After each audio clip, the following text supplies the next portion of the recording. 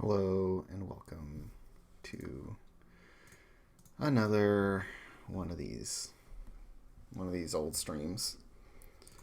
Um, a lot has happened since the last time I streamed this stuff. We did a playtest on Distracted Elf's channel with the usual Monday crew from there that I play games with, and helped me figure out a bunch of stuff. There's a bunch of feedback, or not feedback exactly, but information from that playtest to kind of work into the game. And I want to get this in before sending out a kind of a package, just because it's some really obvious stuff around play procedure and whatnot. So I want to do that today, and hopefully by the end of the day, or end of the stream today, have a bunch of stuff figured out. So I think most of it is going to be at the crew level and at the play procedure level.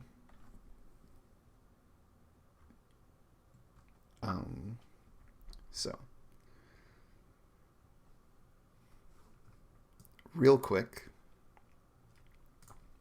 I want to fill in some information for the game on the play procedure level. So we have promises, which I haven't written a definition for yet.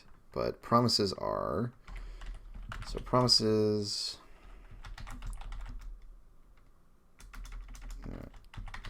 each player chooses... or well, it really writes promise for each prompt on their character sheet. These promises must relate to one of the other PCs.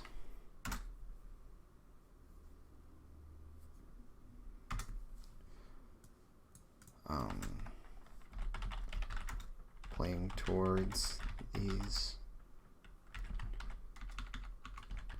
promises will earn the character's XP at the end session. Easy, simple, but we have a definition now. So, promises, or some good examples of promises. I really like the ones from the Time Traveler, so we'll use them as our example. So, on your character sheet, you've got a promises section right here. And on it, I would fill out my two promises.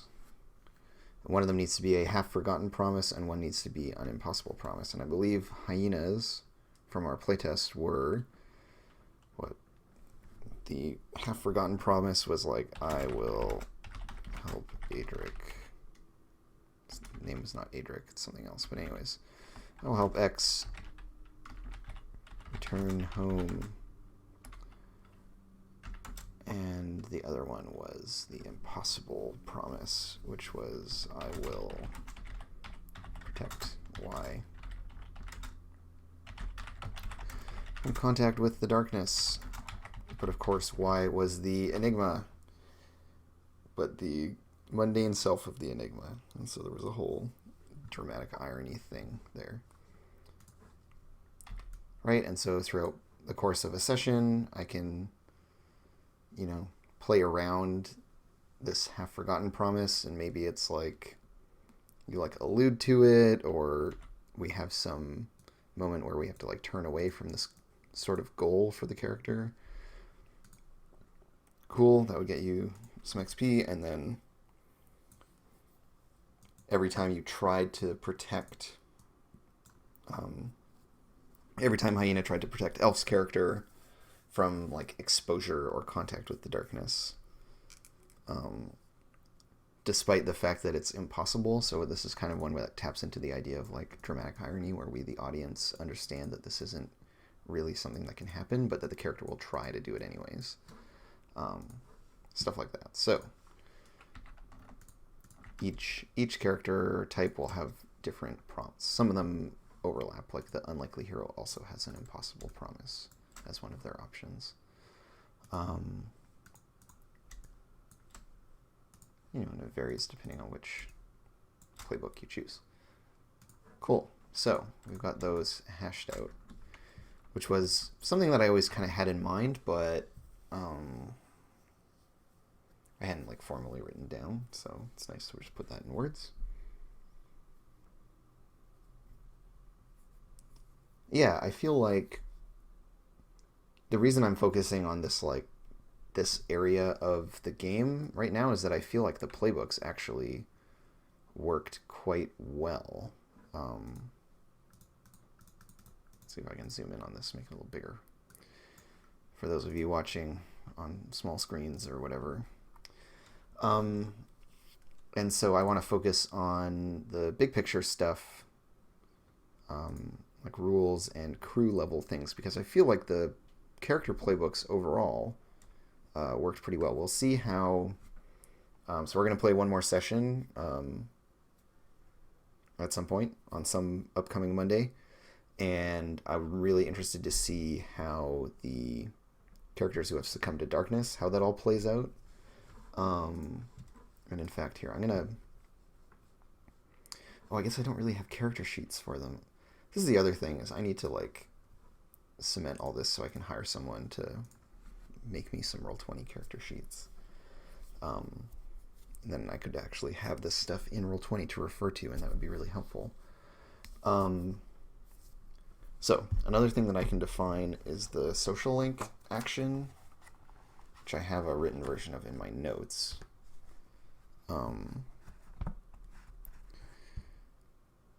So yeah, here we go. It's kind of in point form. So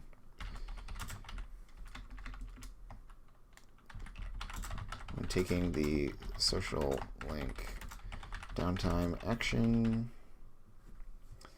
This is actually not in this section. I want to go to my, here we go. So this is the action. Taking the social link downtime action,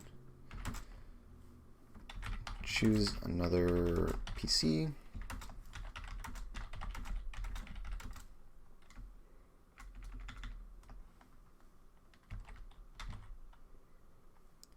Describe what the two of you do together.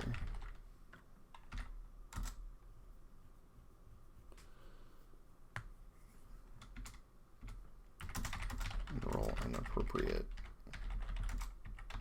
action.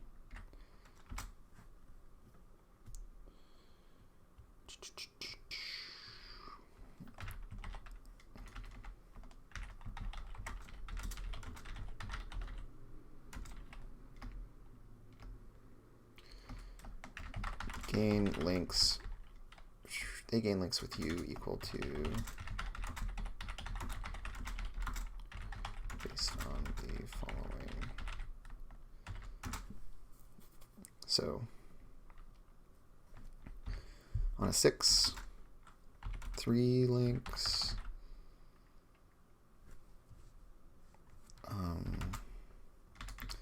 Geez, what's the best way to list these results? I think usually they're listed as like a table, so let's do that. So result effect on a 6, you get 3 links. 4 to 5, 2 links. 1 to 3, 1 link. And on a crit, 4 links. I think it's actually going to be 3 links. Plus you gain 1 with them.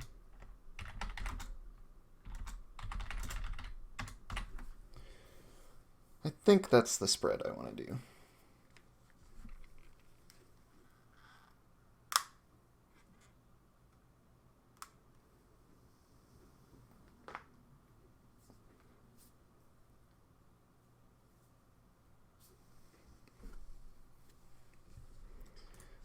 just be a little more clear in my wording here. So the chosen character gains links with you based on the following. And links on their sheet. Yeah. I'll just do like on their sheet. Based on the following. Boom. Result effect. This would be a little table in the nice final version of this, but we ain't there yet. All right, help a friend recover.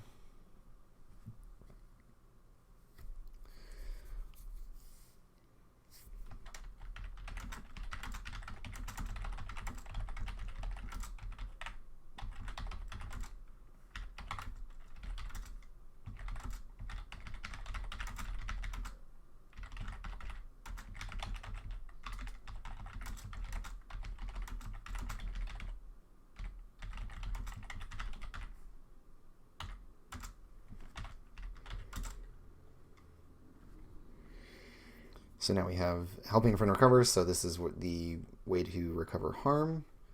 And this is like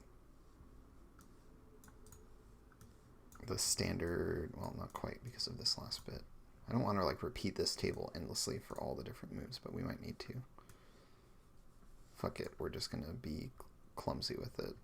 There's probably a more elegant way to express this all. Like specifying, just having this like 3-2-1 spread be consistent for slices, links, whatever, in terms of progress clocks as well as links, and then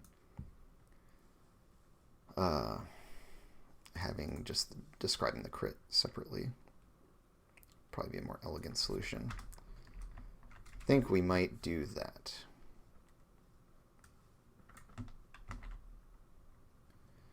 So this will go under downtime actions. They can perform the following downtime actions.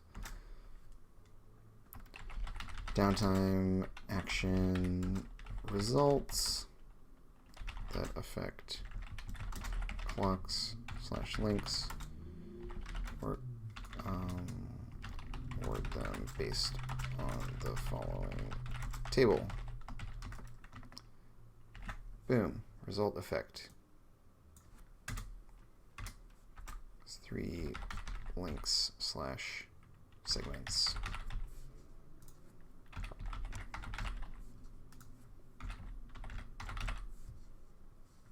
And then we just eliminate the crit thing because we can specify that per action.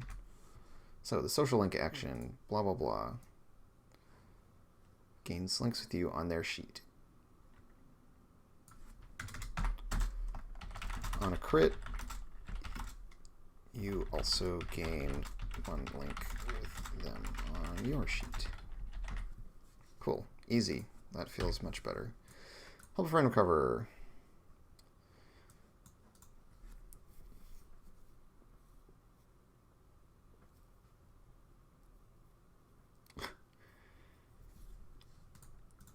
Yeah, don't worry, Yumi Mads. No one noticed you come in late. No one will remember this. Also, you gotta let us know what soda you're drinking. Clearly. Branding is important. So when you help a friend recover, describe how you are supporting their healing process and roll an appropriate action. They advance their recovery clock based on your roll. On a crit, they mark 4 segments.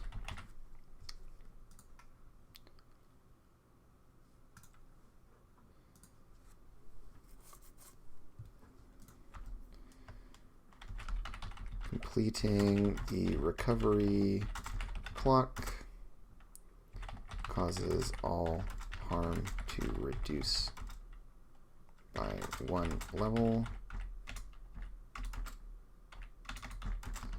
Level 1 harm is removed.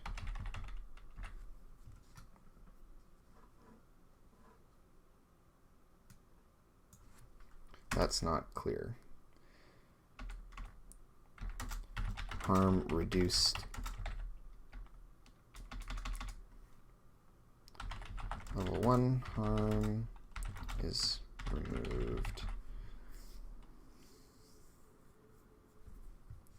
We just want to put this first. Okay. Clock removes all level 1 harm. All other harm is reduced by 1 level. Easy peasy.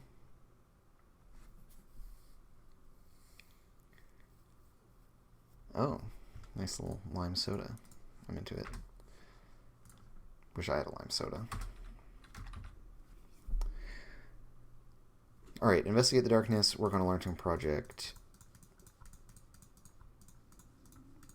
So, we'll do work on a long-term project, and I'm just going to, like, literally steal from Blades. Just going to absolutely steal from Blades in the Dark. Direct ripoff.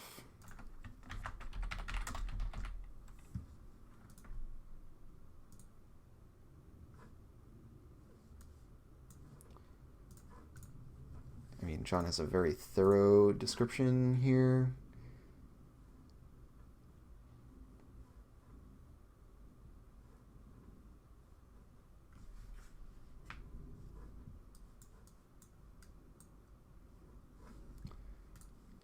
So,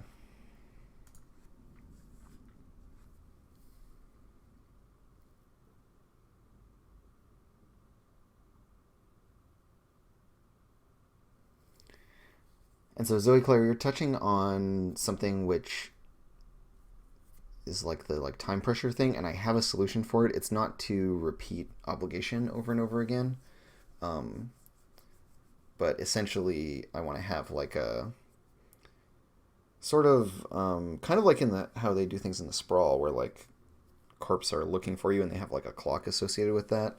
I want to do a like darkness hunting you kind of clock that just it plugs a few gaps. So because we don't have coin or rep, players can't buy extra downtime actions. So the way that they can buy it now, I'm going to offer, is that they can give the darkness a tick on that clock. And then once the darkness finds you, it's like it runs a score against your crew, essentially. And so, yeah, because I want to create tension, and this was one of my like original way back design goals. Have this tension where like, in as much as you are trying to go fight the darkness, you might have to do it. You might be underprepared because of constraints of time and other pressures. And that there should be a tension between, when you actually go in to fight the darkness and when you don't. So essentially the investigation action exists to give us a means of accessing things to fight and do. And I like the idea of like using it as a threshold for what kinds of scores the crew can do, and then having the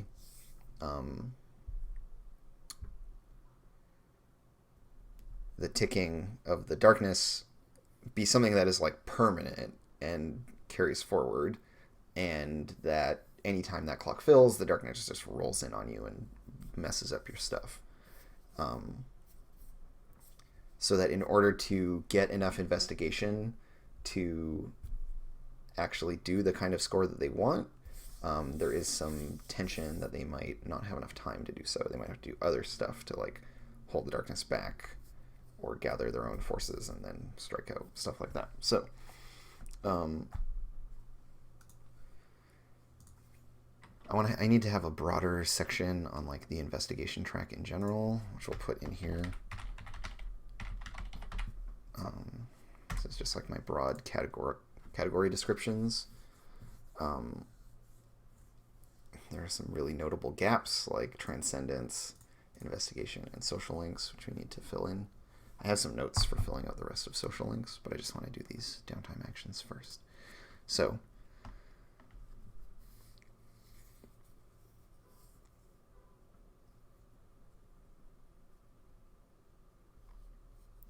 yeah, MadPiro, I think it's like a different way of it's essentially it's very similar to the rules for heat in Blades, but just in applying the same notions expressed slightly differently mechanically. So, the one thing I wanted to have is a notion of inevitability. So, like, eventually it's going to find you. Whereas with heat, there's the idea that you can reduce it. Although there is a certain amount of inevitability with that because there are the different wanted levels, which are much harder to get rid of, right? They demand sacrifice, essentially. Or like significant work to remove them.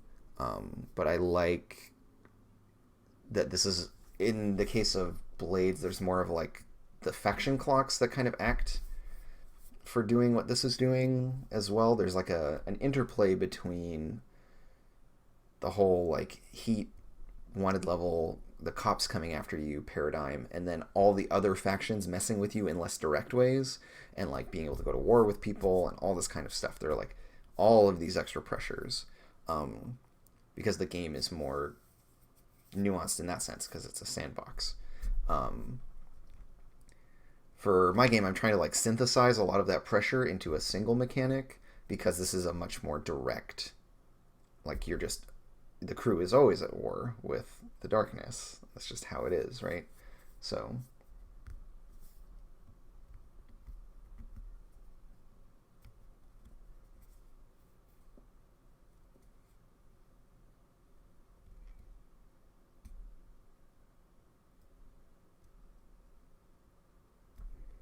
yeah, so all of that to say, the a really important thing for any Blades game is that it remain a pressure cooker.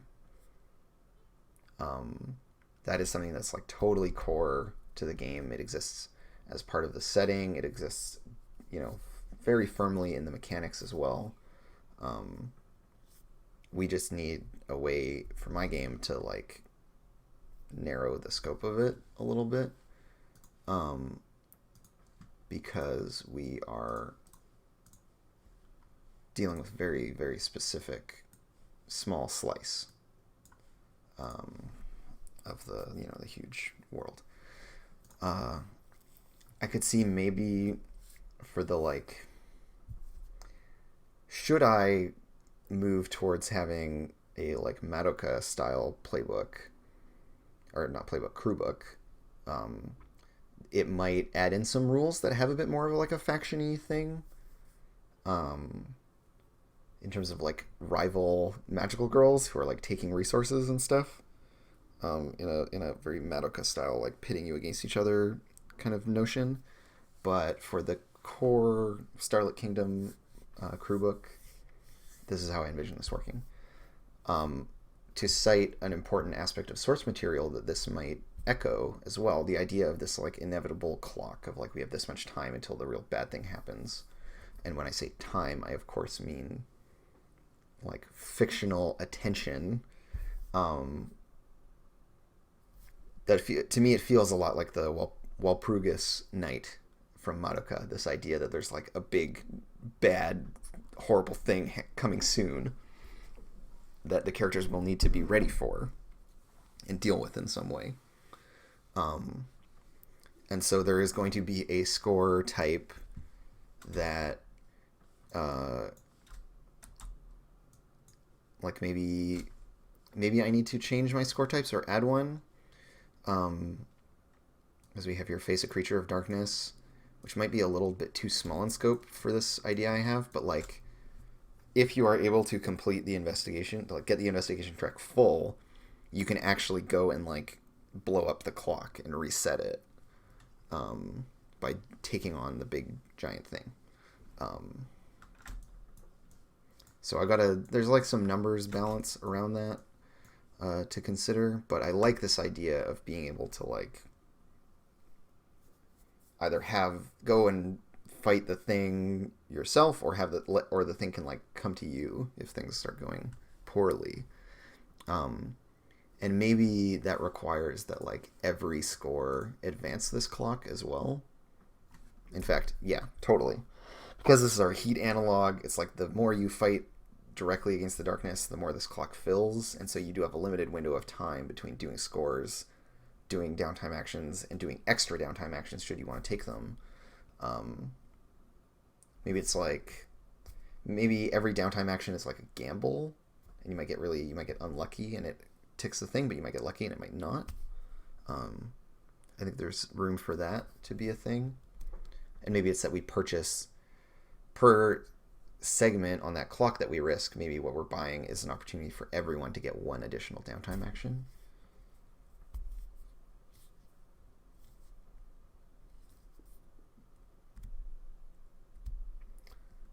Well, it's just me talking about stuff, Mads. You didn't miss much. So, all right. All this to say, investigate the darkness is pretty straightforward. It's basically like same structure as this. So when you investigate the darkness,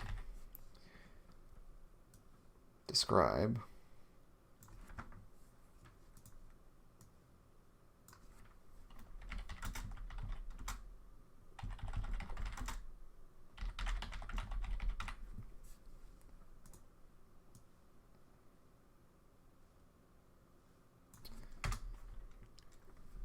describe how you are seeking information and roll an appropriate action. So in the playtest, the examples we had of investigation were Hyena's character using the actual investigation skill, looking through like blueprints and stuff of like the city's sewers based on this lead that they had. And following that, we had Elf's character come in and investigate using conceal. Like she was being sneaky and went and like snooped around. And I think there's room for lots of different approaches to getting this information, including just going and like talking to agents of the darkness during downtime, which is like, I feel like pretty classic, like comic booky stuff. You're just like on a rooftop somewhere and they're on the other rooftop and you two are like having some argument, or you're imploring them to tell you stuff and they're making vague allusions to what's going to happen. You know, or that we have like NPCs who are agents of the darkness but who might still be redeemed, all that wonderful stuff. So I think there's room for like, yeah, using like forgive or express or whatever to like investigate as well.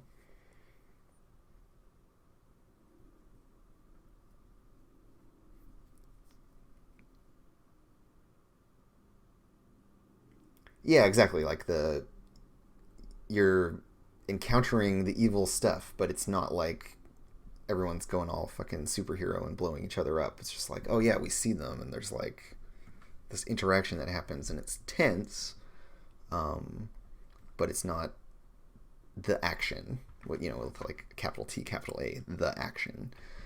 Okay, so we describe how we're seeking information. We roll an appropriate action.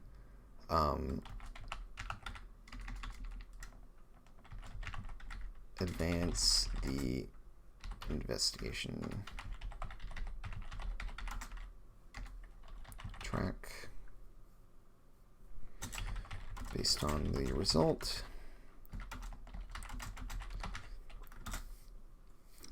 What extra little something can we do on a crit? Traditionally, for doing like long-term projects and stuff, it is just 4 segments, right? Like,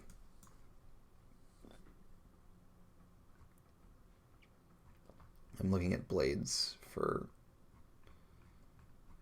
I mean, I guess it also depends on your effect level, because if your effect level is great and you get a standard success, then you're whatever. But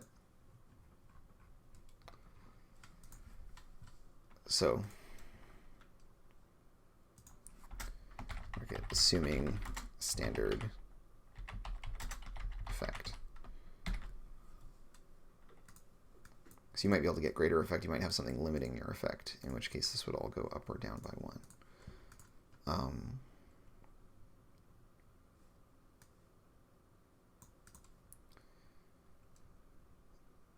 This all, okay, in a proper version of the rulebooks, we would talk about this while we talk about effect levels and rolling in general, which is another section I have to write, which is intimidating because it's very specific rules text. So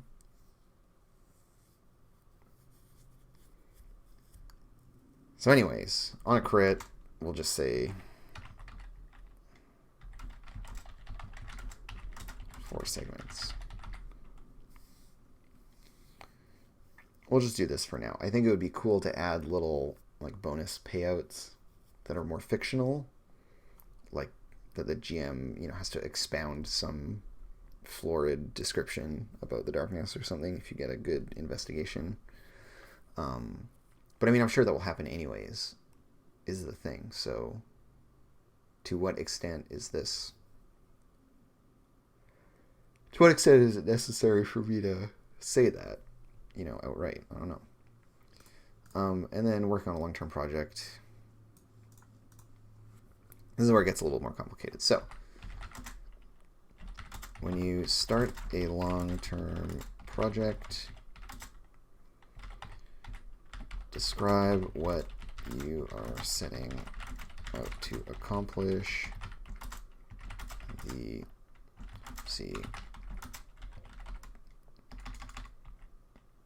Set the size of the project. Clock. Standard projects are 8 segments. Longer projects might take more, maybe larger. Clocks for longer projects might be larger.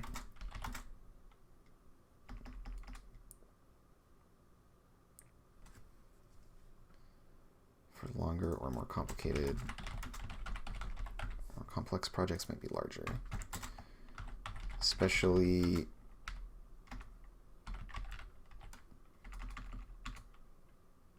significant projects might require multiple clocks.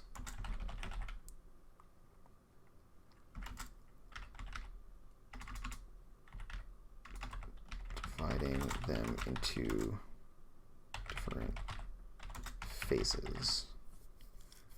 So we have to get the stuff to make the thing with, and then building the thing, and then installing the thing.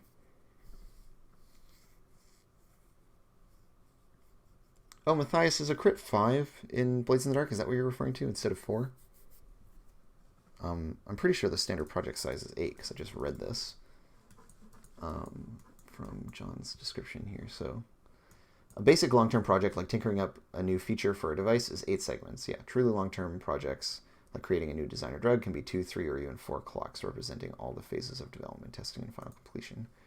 Add or subtract clocks depending on the details of the situation and complexity of the project. Yeah.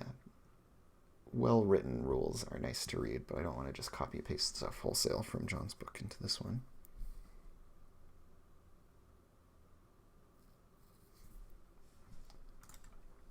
Yeah, and I feel like I see these a lot in the Blades rulebook. Yeah, so the MC will describe what particular insight gave you this particular insight. Some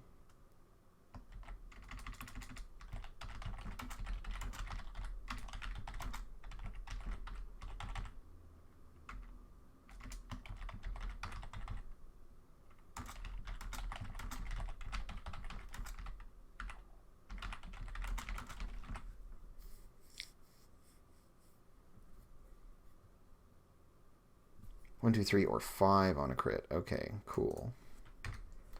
So we'll do that. I'm down to have the recovery move only do 4 segments because that's the whole clock. And that's pretty much the whole scope that I would want to do, is that you do like 1 full turn around the thing. And here I'm comfortable having it be just that we get 1 on our sheet after giving them 3 on theirs. Cool. Long-term projects. When working on an existing project,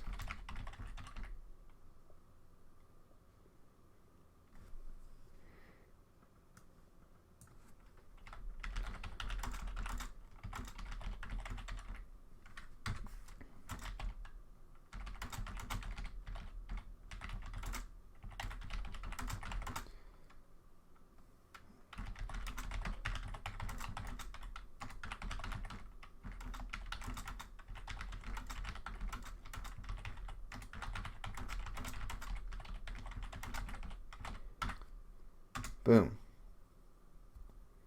Gypsian, there was a playtest this Monday of this week.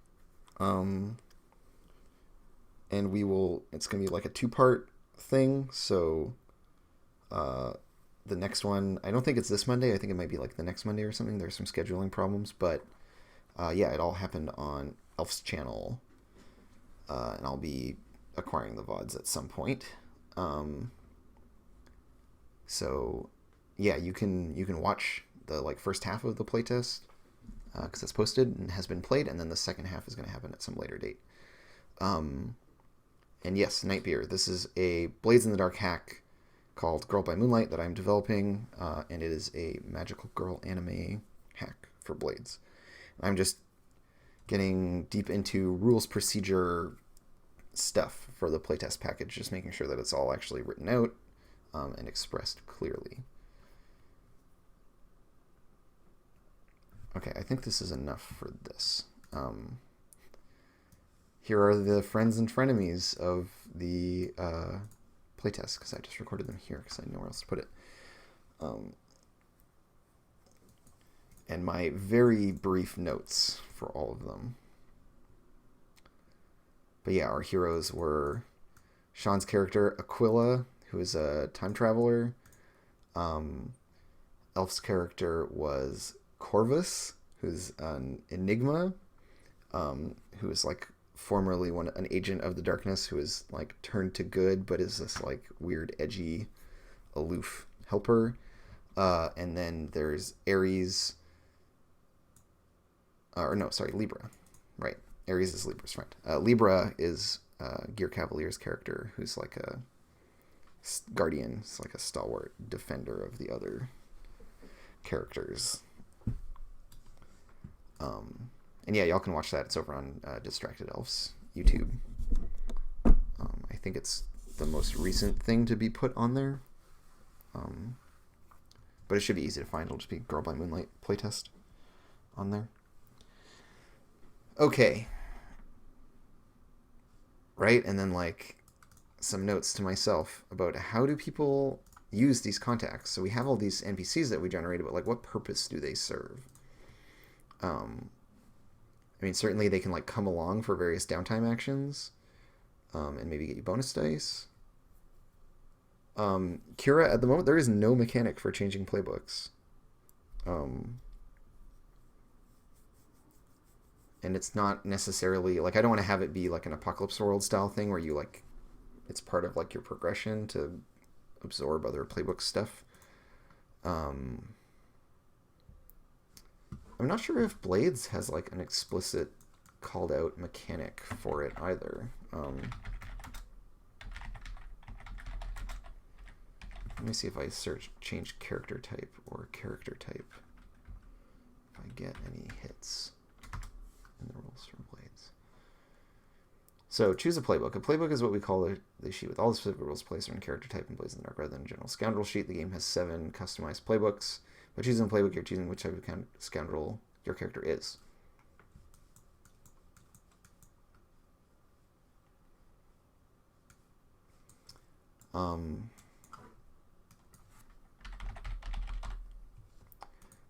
I know that you can die and become a ghost and then change your playbook that way, because you can eventually be a vampire or like a hull or whatever.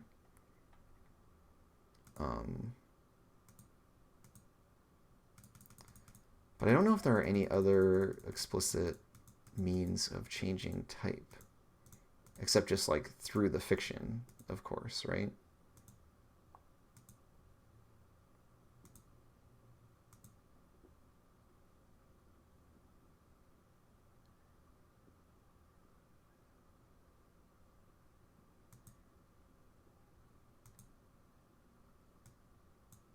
Yeah, I'm not seeing anything about changing. Okay.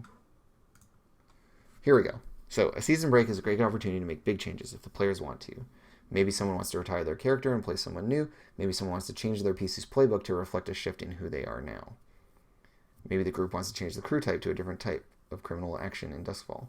Maybe you even make a whole new crew and new PCs to explore something interesting that was developed during Season 1 with a fresh perspective.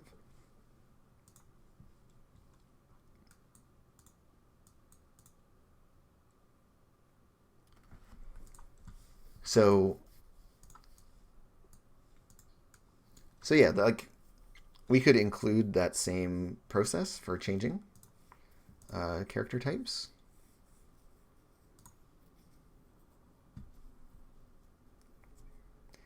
I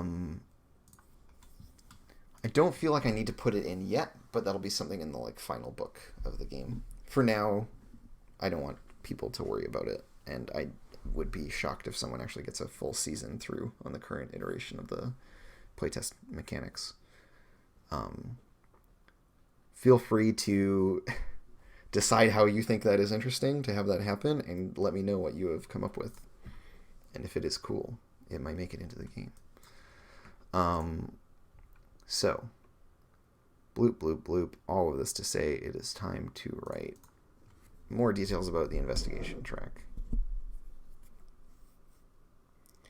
And yeah, as Matthias Belger is saying here, right, like the main reason you would want to change playbooks at all in Blades is to change the equipment and XP prompts you have access to. Those are the only things that are exclusive to a given playbook. And in my game, there's not even equipment, so it's just the XP triggers. If you want to use it as a means of like ditching a bunch of old stuff and transitioning into like being a fresh character, that's a whole other thing too. But yeah.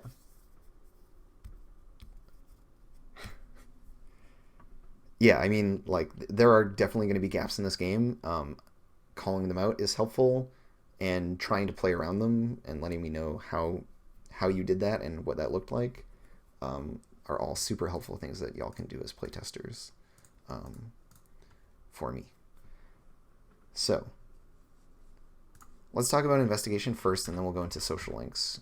This section is going to be like, what do you spend your social links on? What are the points? What's the purpose of this mechanic? And so similarly for investigation. So the investigation track acts as a, I want to say like thresholding mechanic.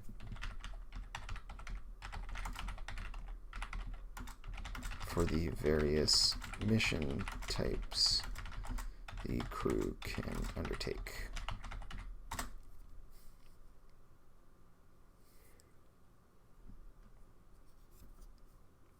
And so I think as part of this, I'm going to reorder how they are set out in here, because Face a Creature of Darkness is clearly the it's at the end of the list. It is the hardest one to do. I think Seeking Answers is the easiest one. Cleanse a person or location is like an upkeep thing. Maybe we put Cleanse a person or location first, because this is the like treading water score that we would run.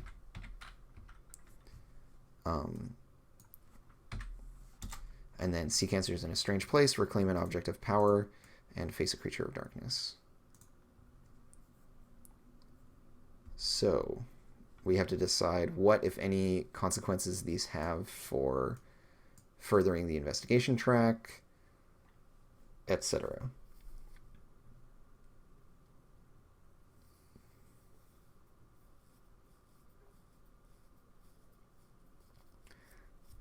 yeah, like a 5th score type. So right now, here's the other thing too. Like right now, the investigation track is 15 segments with a threshold every 5. So the idea being that you like get through one gate every 5 points.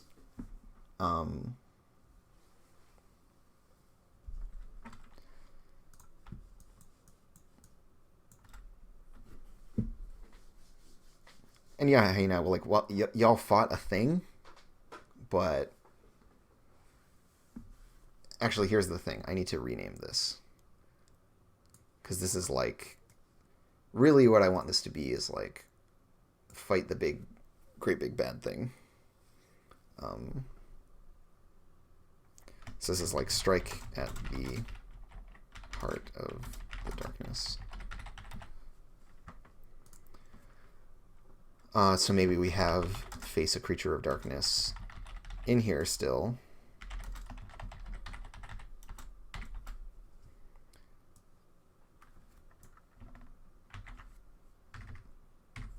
Maybe this is earlier in the rotation.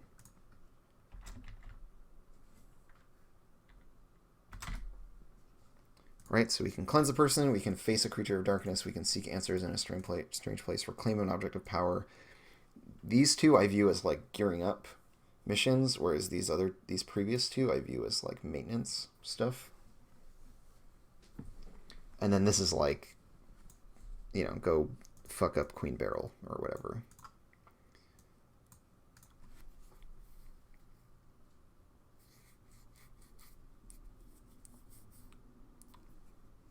Right, this is just a creature of darkness. This is the heart of it. So this implies that we have... So we can still have 3 tiers, right? This is tier 1, tier 2, and then tier 3 is the big send-off. And so to do tier 1 shit, we just need 5 points on the investigation track. Tier 2 shit, we have to dig a little deeper because we're trying to find... Right, these things are going to be fairly obvious because this is like the darkness coming into the world actively and getting up in our shit a little bit and us needing to deal with that. These middle 2, seeking answers and reclaiming objects of power, you have to kind of like dig up something to go after. And then the last one is like, this is what you are building up towards that whole time, is to do this thing. So, I think after certain score types, your track, like you like lose investigation info because you've like, you expend it to do these scores or something. But maybe you preserve like a portion of it, 'cause some of the information and knowledge is going to be relevant. And then the other thing that's important to have here is, okay, I don't have like a... So I'm going to just put it on the crew sheet, and I'll make it fairly large. Oops, I need to actually make this be a thing. So we're going to have a circle here. I want to change my selection, contract it by 3 pixels, should be good. Yeah, boom. And so this is going to be our clock. I think it needs to be an 8-point clock.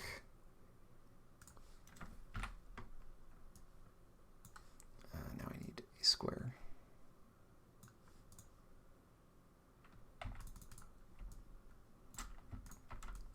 Just a little bit of fiddly Photoshop stuff. So this is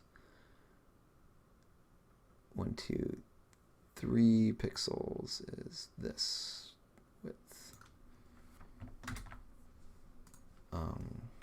Let's just get this centered, and then we're just going to duplicate this and rotate it.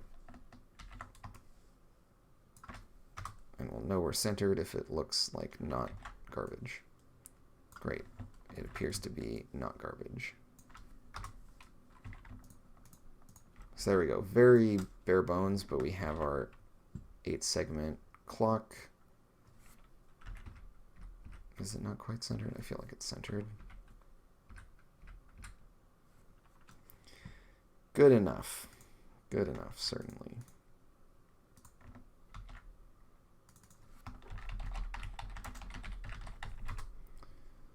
Alright, so we got the investigation track, we got our darkness countdown. And I want this to be like big and ominous, basically. And so, OFO is asking, what if we don't have enough investigation, right? So we come out of downtime, we have like 3 points on there. So this is kind of where this clock comes in.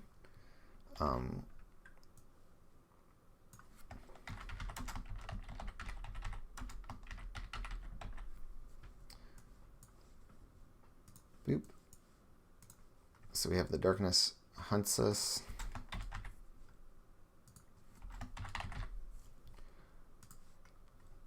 Right, and this is kind of our like heat equivalent.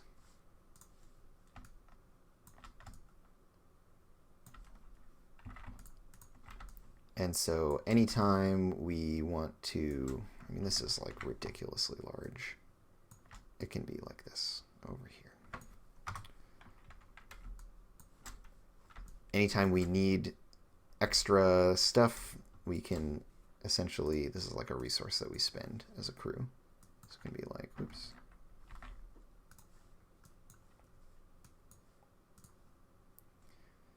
You know, we need extra downtime actions. We spend a wedge of this to get them so that we can investigate further. Say we were at like 1, 2, 3. We needed some extra stuff.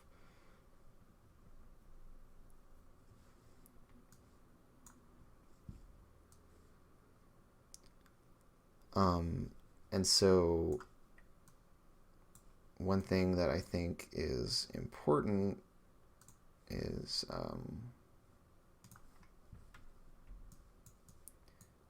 that some stuff make the investigation track stick around, but not all of it. Or not, we don't always get to keep all of our progress. That we're not just advancing linearly. There's like we go up a bit, you know, we get 5, and then it's like, oh no, we did a thing, so now some of that, you know, information that we gained is no longer helpful, and we're back down to 3. But you don't lose it all. We don't have to reset from 0 every time we do a score, because that's really tedious. It means we're spending lots of time investigating every time, and that action kind of takes over. I still want it to be important, because I think from my experience of playing it, it was actually, people investigating was one of the cool things in the game. That was like really fun when people did that. Draw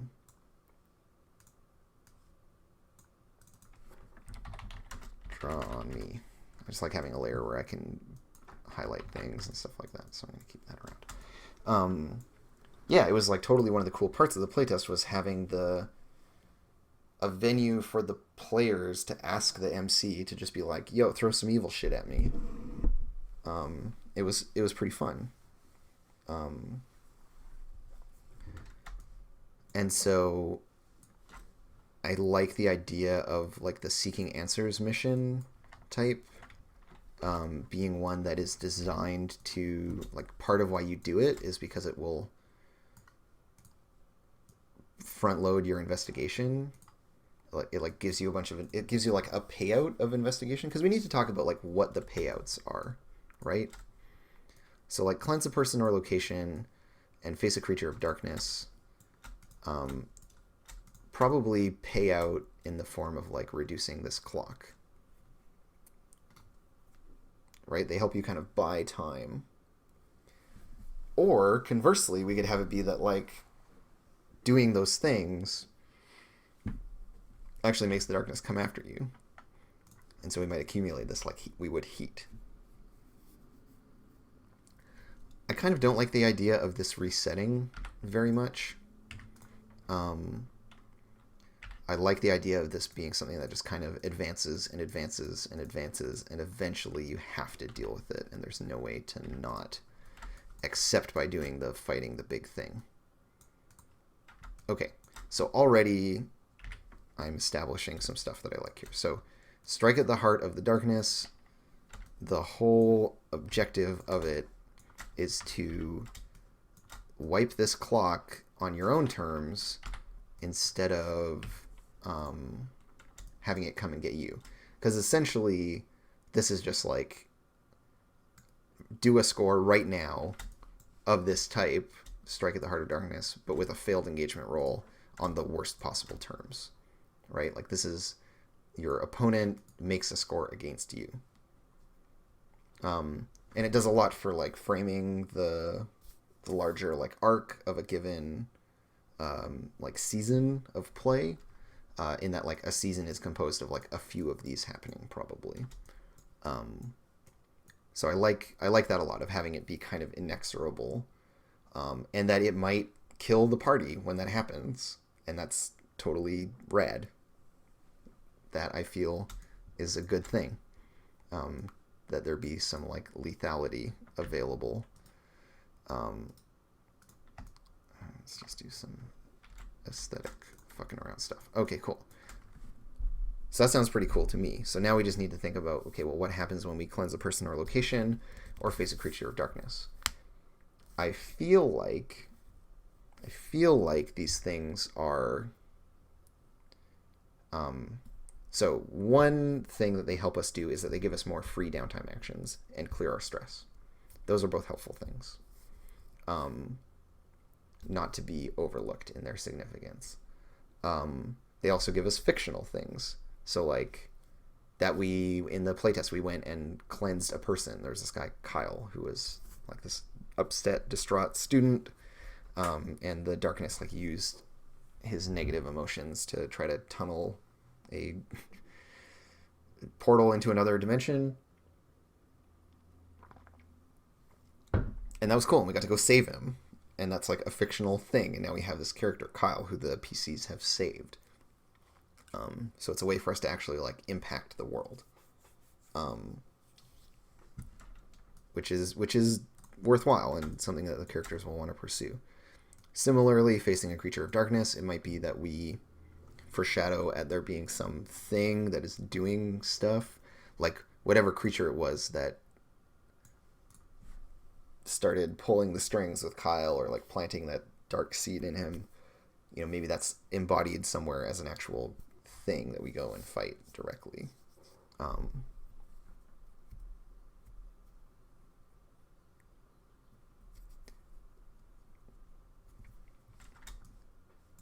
Yeah, there is the notion of the number of slices on this changing based on how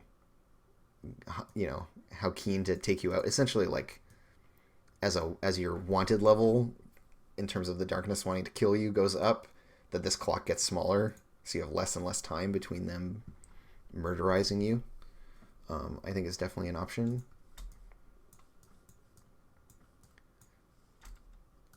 But yeah, I think these basic scores should have a chance to increase this. They should just increase it by 1. Like, at least 1. Because then, like, in theory, you could do 8 before some shit actually happens. These higher tier ones, like, seek answers in a strange place and reclaim an object of power, still generate, like, heat, essentially. Yeah, whether or not we want to have like an escalatory element to it, something that I can look at.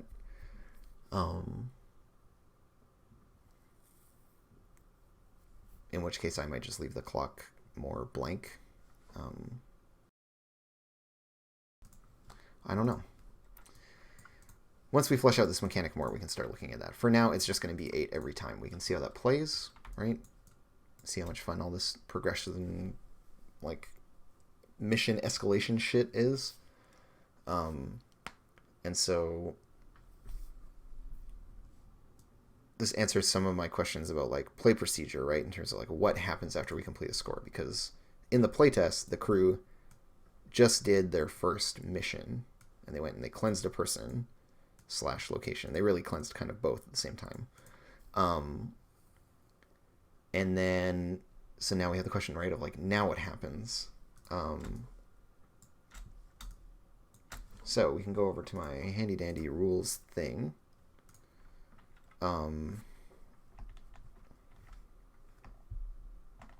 Yeah, so let's just finish this. Let's just round this off. So each 5 segments on the track unlocks a tier of missions.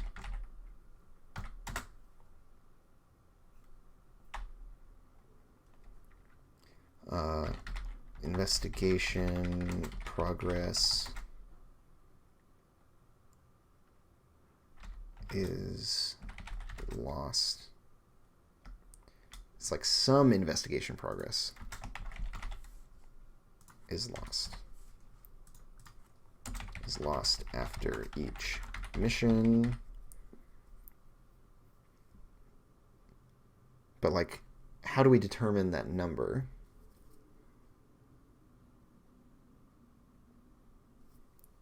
Is it like you lose more investigation per tier of investigation that you, or per tier of mission? So you do like a mission tier roll? Or yeah, some kind of like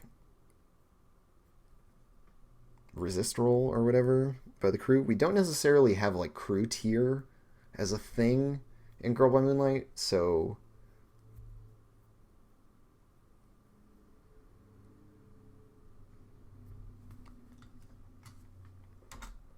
I'm just going to leave this undefined for now. This might be something that we talk about during the second playtest and try to narrow down what exactly this result is going to look like. I mean, we could do it that like every time the crew advances, they go up a tier, or like every 2 advances, they grow up a tier or something.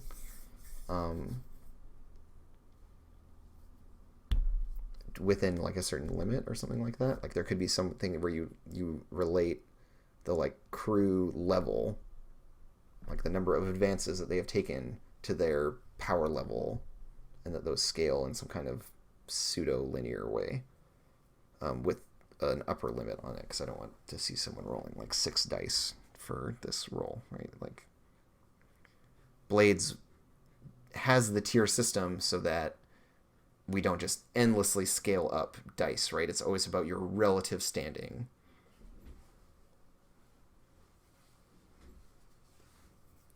But I like the idea of the crew having a progression, like an arc that they follow, where they become more powerful. I still want that to be the case. We just need ways to like have it make sense within the mechanics of the game.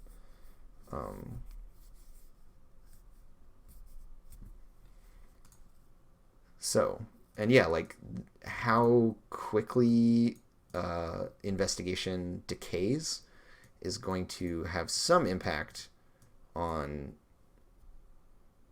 the overall crew's, like the crew's overall progression through one of these like theoretical arcs of doing some smaller missions, doing 1 or 2 of the tier 2 missions to like get an object of power or something, right? Or like find some new information. And then that we go after the big baddie. And if the balance between investigation decay and progress on the darkness hunting you is not correct, right, then like the darkness always wins, or the players always get there first.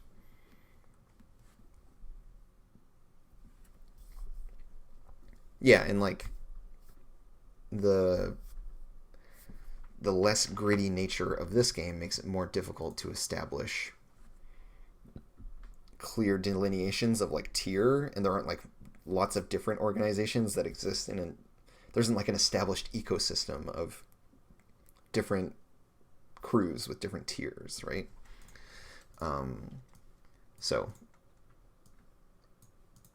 it's funny how like this mechanic is where we really notice that we're missing a crew tier, and that otherwise it hasn't mattered that much, because we just assume that we're always on a relatively even footing or just that we have like a default footing that we're on, which is that like the characters are kind of limited.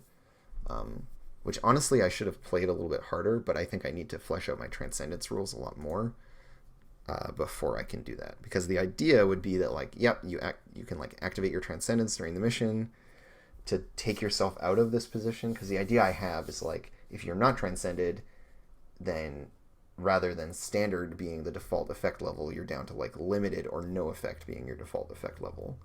But I haven't fleshed this out clearly enough to really make that solid yet.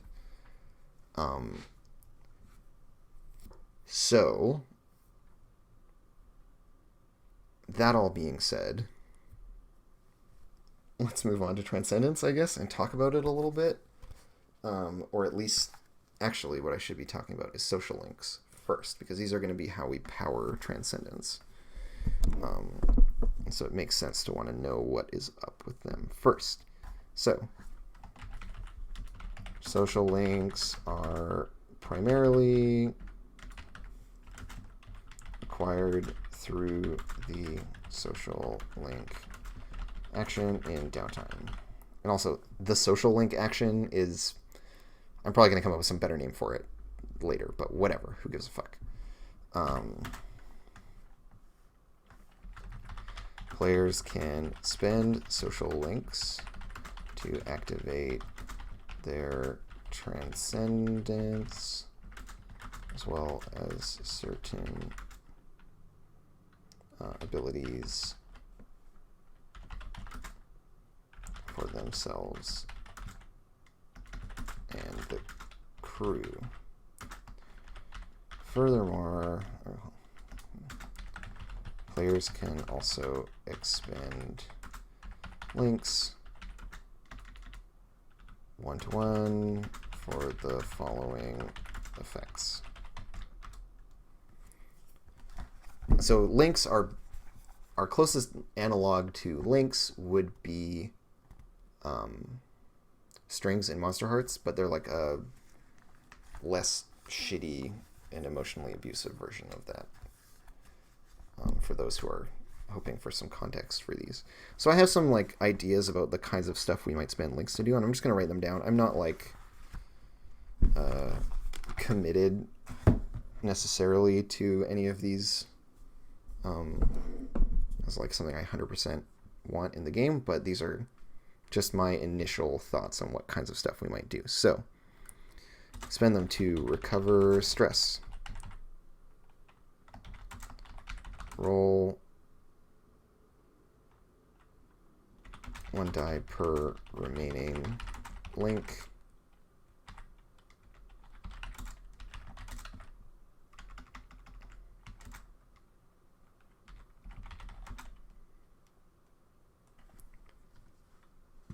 So, I need to detail some stuff about links a little more first.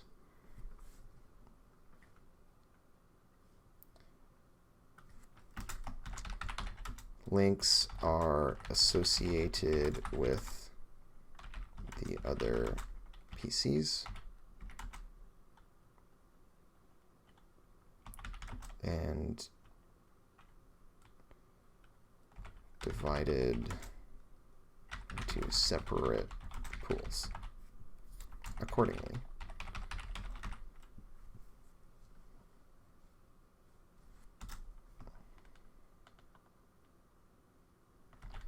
When spending links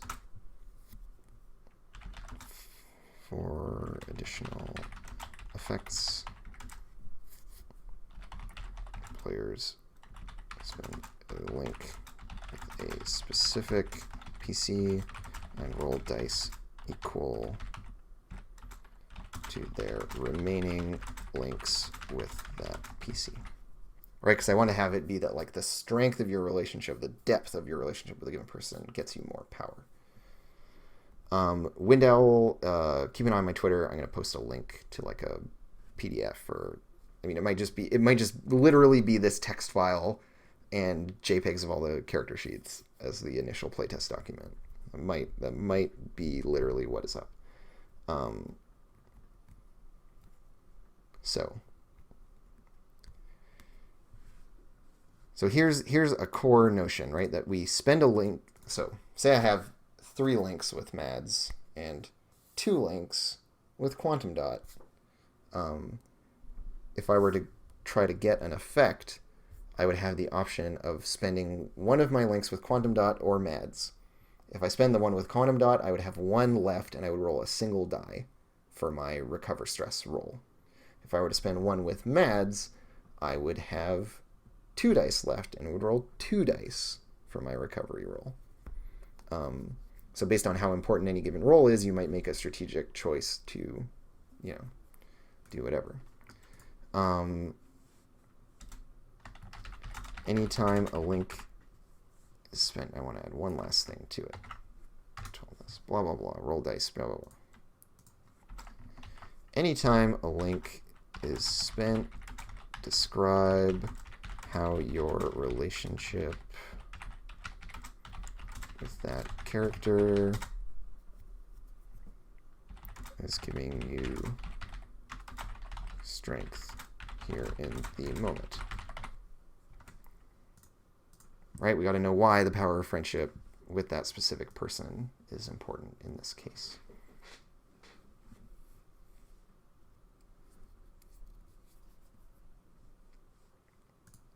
So,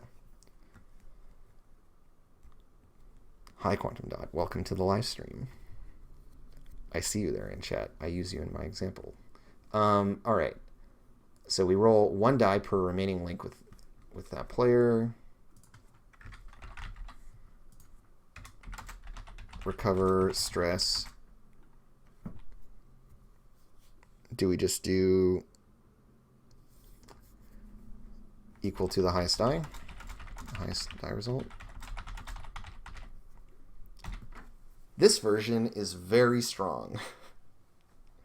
It's very strong. It costs a link though, which is a not insignificant thing to spend. The other way that you could run this would be to do it based on the typical rules of 1 to 3, recover 1, 4 or 5, recover 2, on a 6, recover 3, and on a crit, recover 5. We could do it that way. I'm not sure how to value... I'm not sure how highly to value links.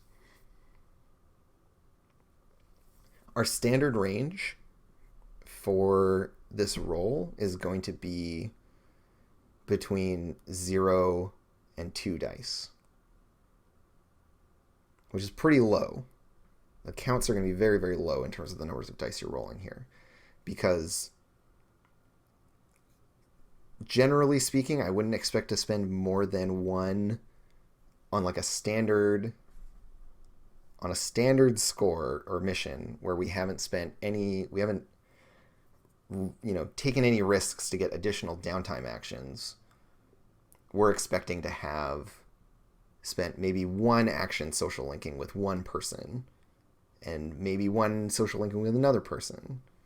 And that would give those people each between 1 and 3 links with us. And so, right, that gives us that range of 0 to 2 dice because we spend 1 to get the effect at all and roll the remaining dice.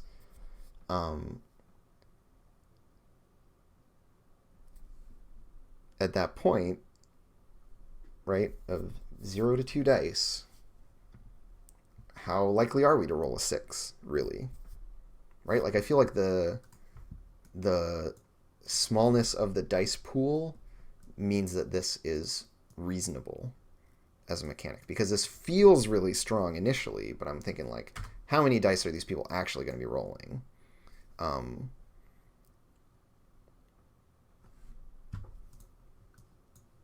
It's pretty wide open, and like rolling 0 dice, right, taking the lowest of 2 dice, is very, very small. Yeah, between 0 and 1 dice, it's a very big jump. But also, like, if you're spending your last link with someone, that's a whole other thing, right? Like, you're actually out of power.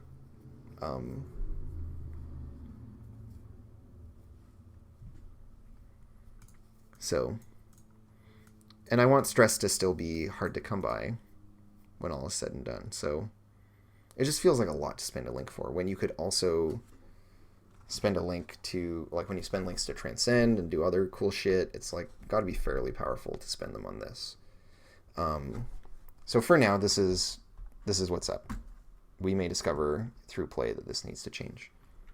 I will just put in square brackets here. Alternate lower power version. Use standard array of results. Standard array from downtime roles.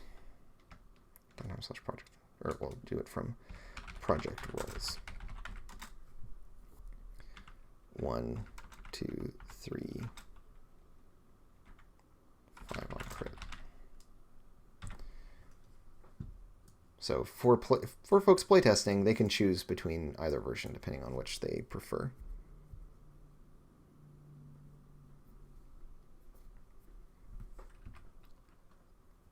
I think certainly this one is the like safer numerically,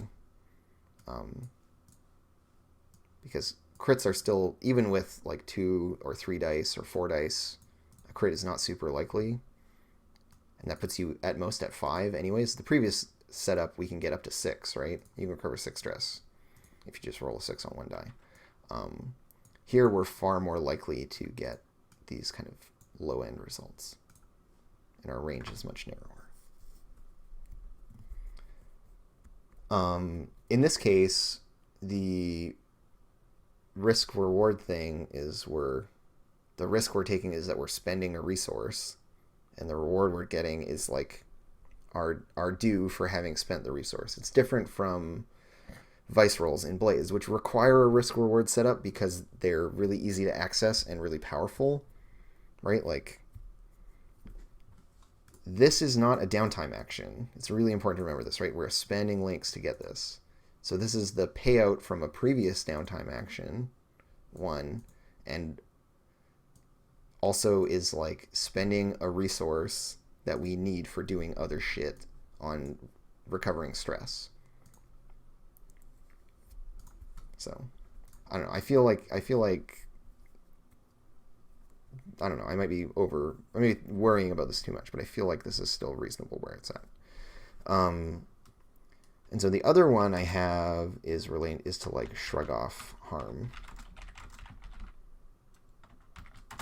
And what I think this is not going to heal you, it just lets you ignore the effects of certain harm for like the remainder of that mission. So this is similar to like how in Burning Wheel you can do stuff like that.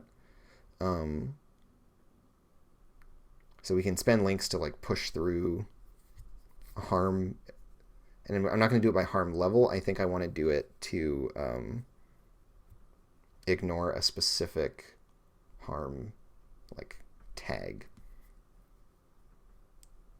Yeah, and like again, totally, Sith Master, you spotted it, right? This is totally the Burning Wheel thing, right? Where you can spend a persona to ignore your wounds. Or is it fate? I think it's fate to ignore like light wounds or something. Anyways.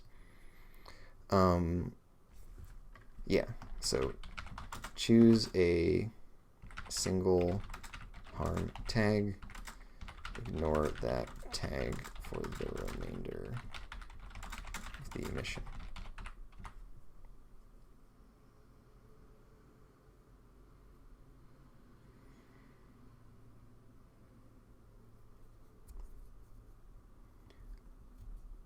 And I like doing it this way for a few reasons. One, I want links to be like powerful and useful, and this is fairly strong. The other reason I like this is that rather than have it being like ignore a certain level or ignore like all harm for like a short period or something like that, this one doesn't run into any issues of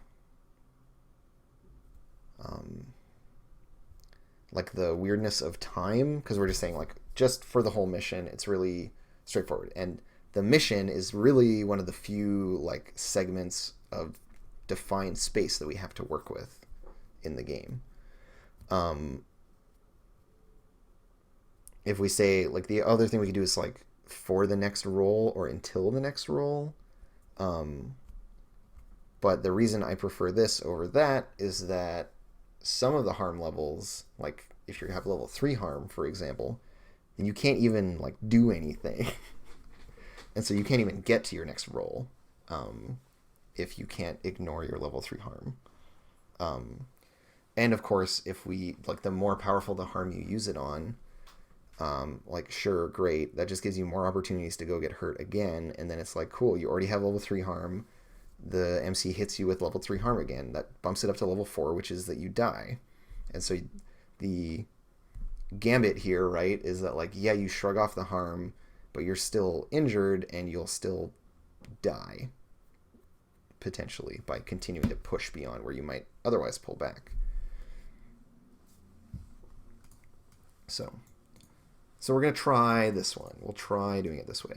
I have, like, a bunch of shit in my notebook that I crossed off for how this would work, but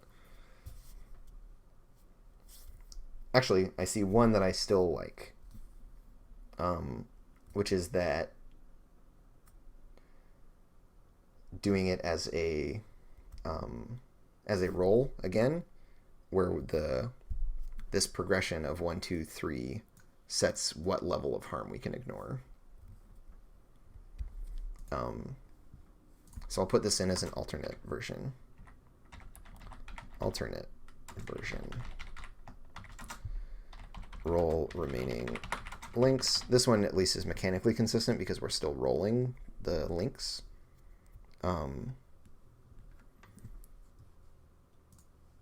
Yeah, and this is just ignore that tag for the remainder of the mission. It doesn't say to erase it from your sheet or anything like that. Which in my mind is clear enough, but maybe I should fully poop out all the details of what that involves. But anyways, let's get this other version out here. So roll remaining links, ignore 1 harm tag up to level X.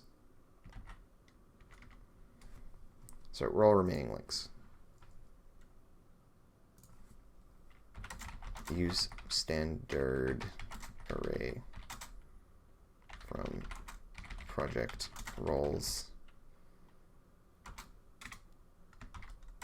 1, 2, 3.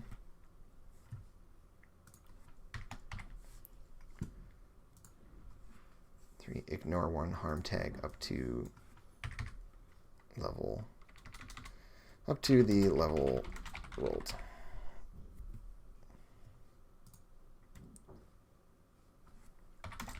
On a crit, erase any 1 harm tag. So this one, ironically, in this one, the version where we roll on this spread is actually really swingy and has the potential, because you would be able to crit then, to have this come up. We didn't really talk about a crit for the recover stress roll. I'm not sure what a crit would look like. Because, like, what happens when you crit your vice roll? Like, nothing happens, right? There's no point in critting it that I can recall. I don't think it does anything. So yeah. Maybe someone knows and I just don't. But I can't recall there being an effect for that. So this, I think, gets me caught up in terms of my notes that I have.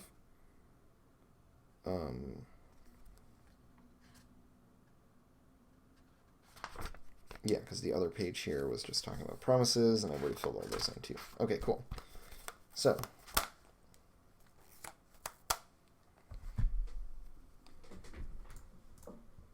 I feel like these are all reasonable, and it's just a matter of playing them and seeing what stuff you actually like, you know?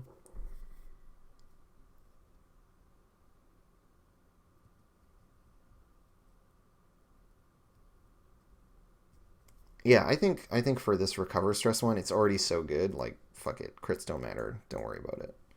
Um, on this one, there's like a clear, decent thing to do on a crit, and then on this version, also there's a clear, decent thing to do on a crit, which in my mind says that this is probably the better one to use because it makes more like sensical use of the general mechanics as we've outlined them. Um, and like the core notion of the dice themselves and like what their mechanics are. So I don't know. We've got these two options available. Um, hopefully, playtesters will like mix it up and use both and see which one they think feels best and let me know. Um,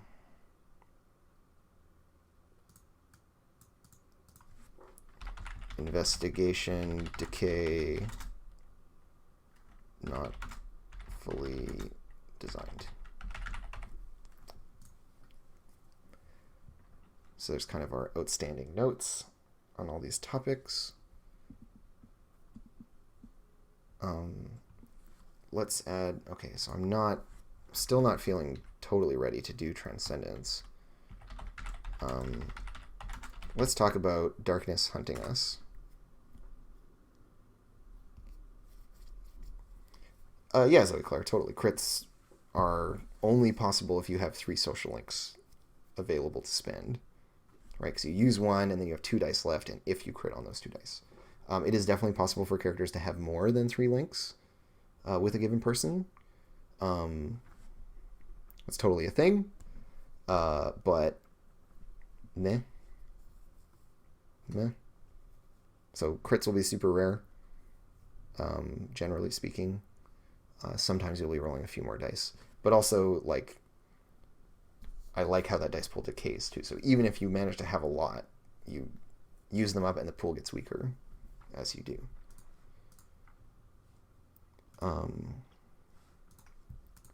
So, yeah, like I feel okay about that. I feel okay about that.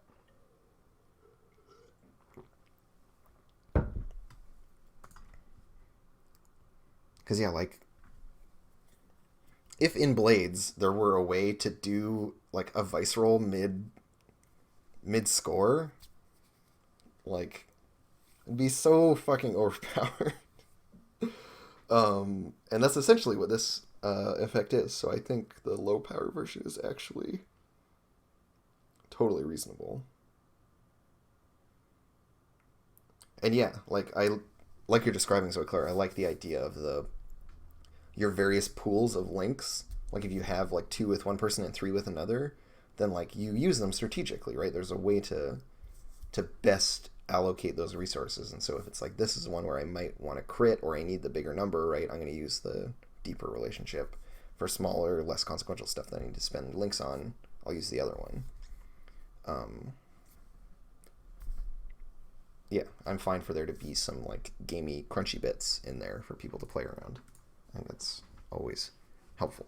So, being hunted by the darkness and what all this means. So this is our heat analog.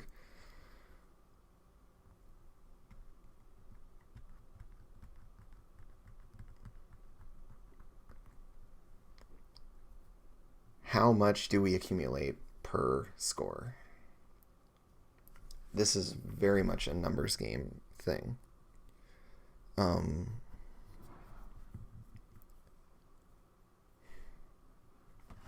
So, after every mission,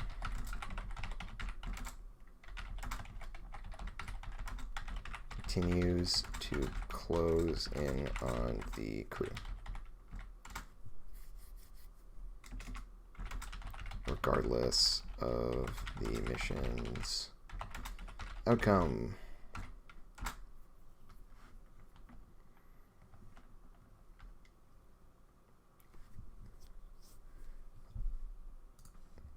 We should go. We're one step too deep into this mechanic. So,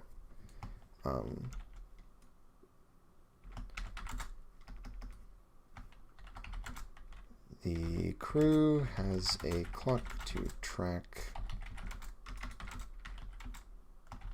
Darkness's constant hunt for the PCs who stand against it.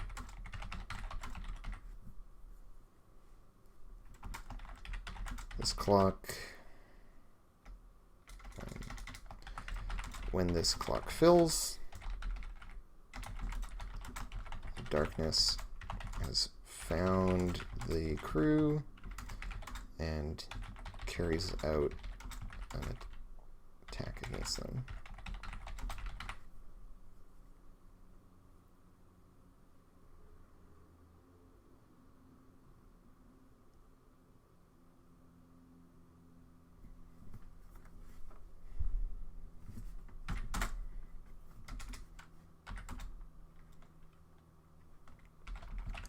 So play this out as a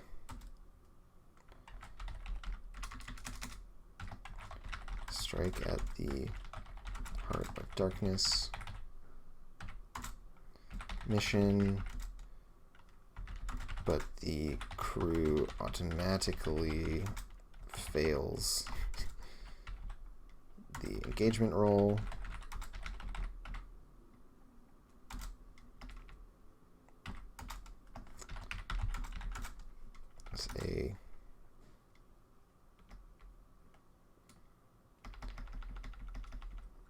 The crew automatically fails the engagement roll.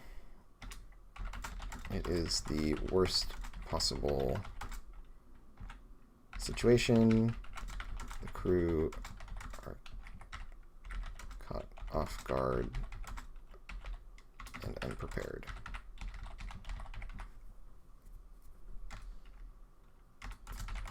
Must face the darkness now, immediately.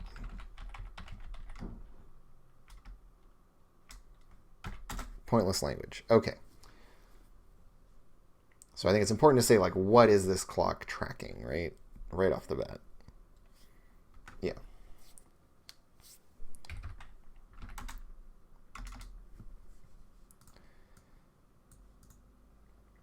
Which is the worst possible situation. The crew are caught off guard and unprepared. Great. We'll get into nitty-gritty of, like, Strike at the Heart of Darkness and the other mission types down the line. After every mission, the darkness continues to close in on the crew regardless of the mission's outcome.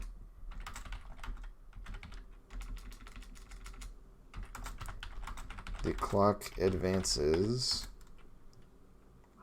Do we just want to say 1?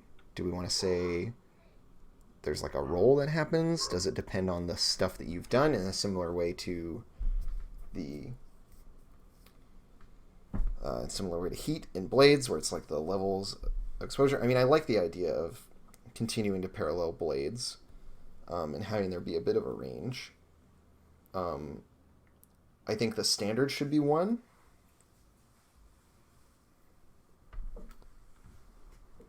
Yeah, I like Hyena Spot's suggestions of maybe like, yeah, like if people died, it goes up, or if someone felt the darkness, it goes up.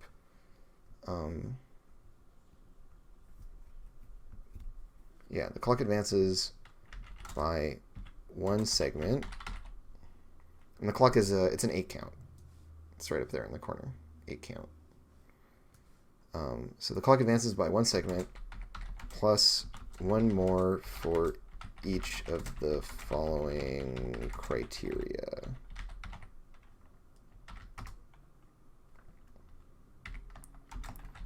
Someone died. Someone fell to darkness. Target NPCs or PCs.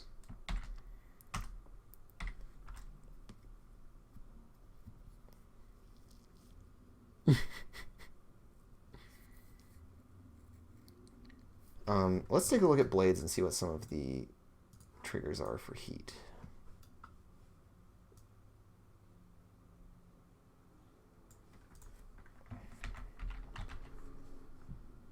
Heat.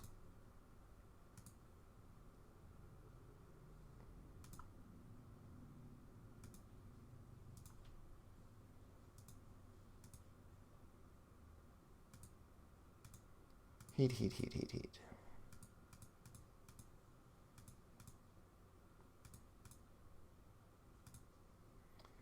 Where is the general thing on heat?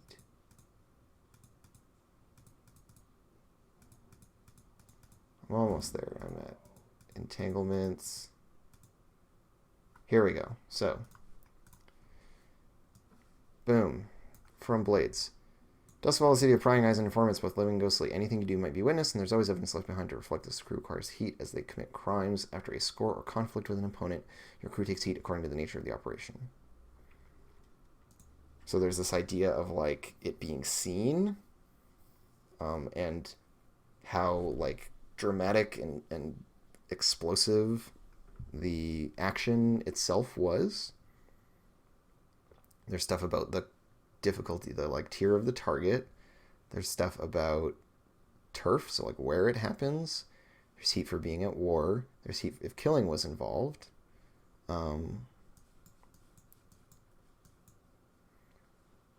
We already know what happens when our clock fills, because you can imagine this is like a 9-segment clock. And we don't have wanted level at the moment, or any kind of equivalent. I think for our game, this will relate to the crew's tier and the darkness's tier, which are always kind of like head-to-head. And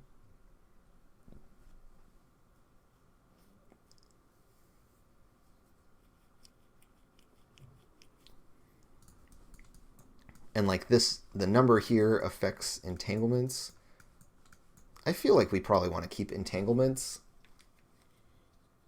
in Girl by Moonlight. I feel like there's a really easy way to do them now, right? We know what our heat analog is. It's just the number of segments you have on this clock of the darkness hunting you. And as the darkness is closing in, we expect worse and worse things to happen around the crew. And entanglements are great because they are procedurally generated content to push the game forward. So we're totally going to have entanglements. This is essentially our description of heat. And then we'll go immediately from this into a post-mission procedure section. I'll have to reorganize all of these topics later, but anyways. So what are some ways, what are some analogs to what we're seeing in the heat section here that we can use in Girl by Moonlight? Right, this is the question I have now. So,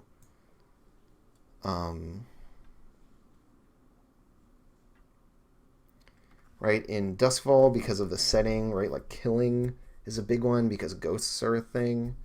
And then like status is a big one, right? The idea of like high profile and like, you know, like status in the sense of like your influence as a criminal organization. I feel like covers both of these. The idea of like higher profile or well-connected targets or turf or being at war, right? There's all the like political stuff.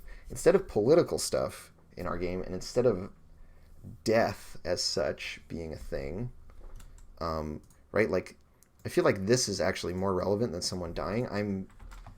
I'm considering removing someone dying and having this be our stand-in for that, and then having a further one that is about like, right, what's the kind of stuff that the darkness would take notice of? We could be really rude and increase it by 1 if someone has transcended at all.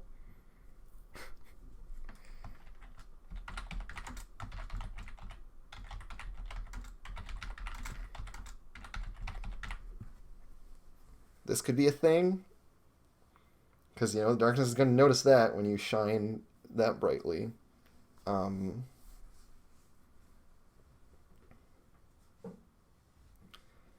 don't know if like revealing yourself to the public is necessarily a thing that I want to discourage, because that, like, the idea of like people witnessing your shit is like obviously bad if you're criminals. In this case, though we are, it's about like whether or not the darkness notices us, which is different from people noticing us, even if people are there to express a lot of stuff about the darkness. Right? Like I think, and here's what I need to be looking at, right? Here's the other thing. It's important to remember that we have a bunch of prompts available, right? We know what the nature of the darkness is. This has been codified. We know what our ultimate destiny is. We know what the darkness's agenda is. So I love this suggestion from Sithmaster of, the darkness's agenda was forwarded. Because that's not a general statement. That's not an abstract statement. We know specifically what the darkness's agenda is. We have codified it. I am so in love with this section of the game right now because this is actually incredibly helpful because it's explicitly listed. We know. That's really cool. Okay. And these are all maybes. I'm definitely going to eliminate someone died. I think someone died is not as relevant as this other stuff. Someone falling to darkness pretty much overlaps entirely with someone dying anyways. And the darkness doesn't necessarily give a shit about death as such. So what we do want in here, right, is that the darkness's agenda. Now, as this was, do we want to say like something? The darkness's agenda moved forward. Someone fell to darkness, be they NPCs or PCs. Someone transcended. This one's a little bit more open. I'm going to leave that at the bottom of the list.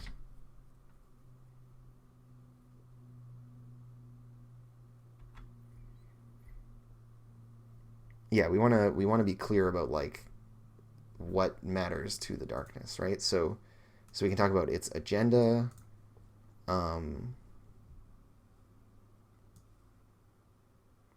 Its nature is more to inform like descriptions of what is going on and why. This one is very specifically about like what the darkness is trying to do.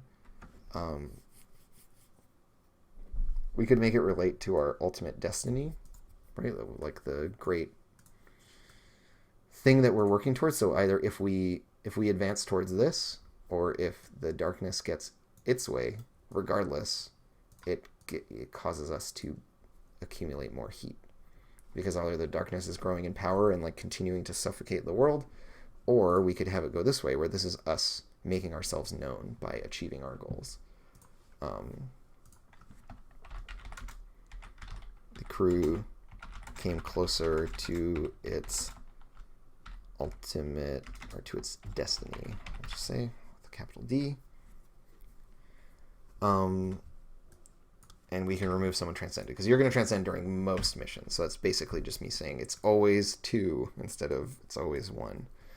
And these are things that we can avoid, or that are already us winning, and so then come at a cost. So I like these. If we look at the Blades rulebook, there are really only 3 things, right? It's like the high-profile target or hostile turf thing are basically just politics as a category. This one is a cost for being at war, and then killing was involved is like a really big deal.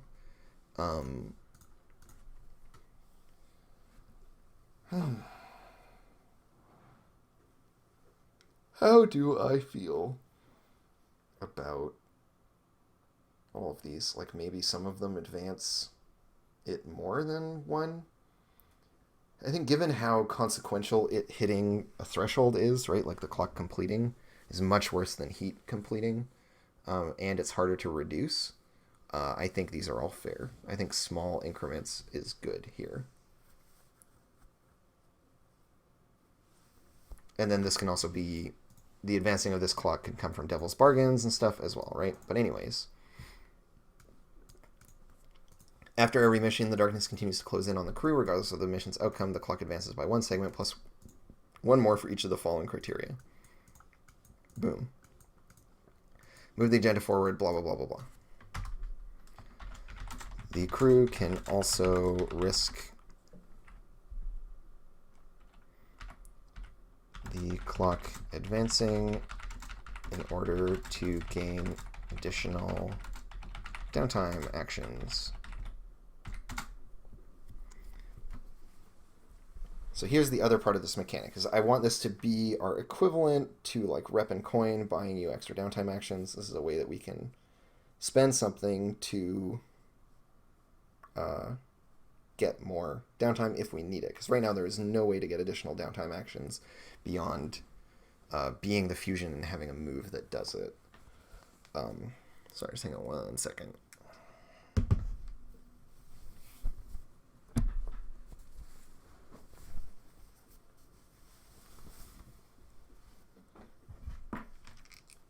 It's heating up in this room. Okay. I don't want it to be that you always just like spend 1 advance on this clock to get an extra downtime action. I like the idea of it being a risk, so that we declare that we want to get an extra downtime for everyone, and then we make a roll, and based on the results of that roll, we either get a thing or don't, or the 4 to 5 result would be like, you get it if you don't spend X, right? The other way we could do it is have people spend stress to get it, but then we end up in an infinite loop where they can spend stress, do social link actions, spend the social links to recover stress, blah, blah, blah, blah, blah. So I like the idea of it being a little bit up in the air, but I'm not sure what we would roll in this case. It would be like, if this were Blades, I'd just be like, yeah, your crew makes a tier roll, but we don't have that. We could roll the current investigation threshold.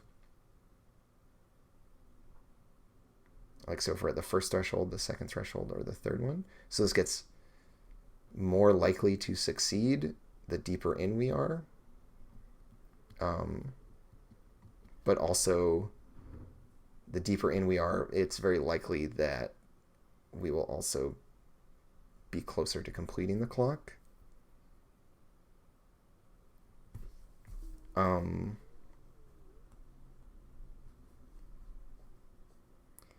yeah, that on the 4 to 5 result, we spend investigation.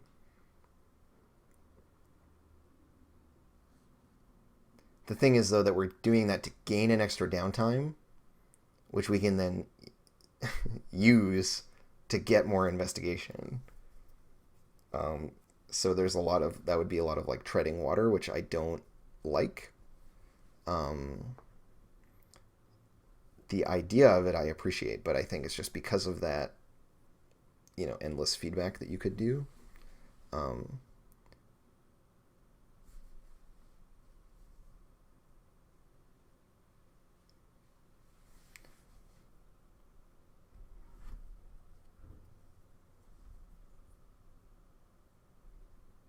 Yeah, unless we just eliminate this whole thing of like risking the clock. But still, no, if we spend investigation to get downtime actions, then we can do it infinitely. As long as one person is investigating, we always get at least one thing, right?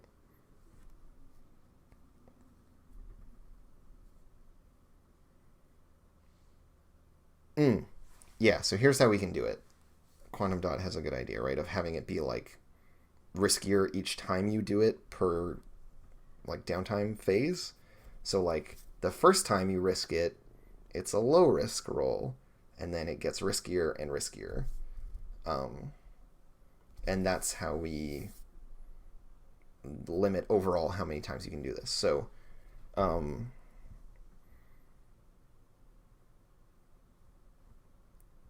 you start with like the first time you do it, you roll 3 dice, and then the second time you do it, you roll 2 dice, and then the third time you do it, you roll 1 die, and you're trying to roll high.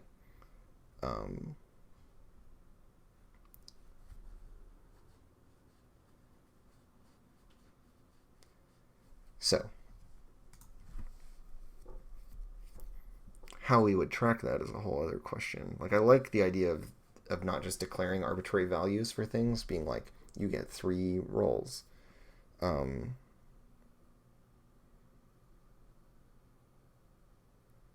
It would be nice if we could tie it into some value, but I don't see what the crew would have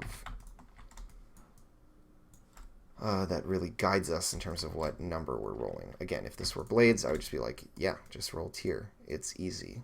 It's obvious. But we don't have crew tier. So maybe it's about where the clock is at.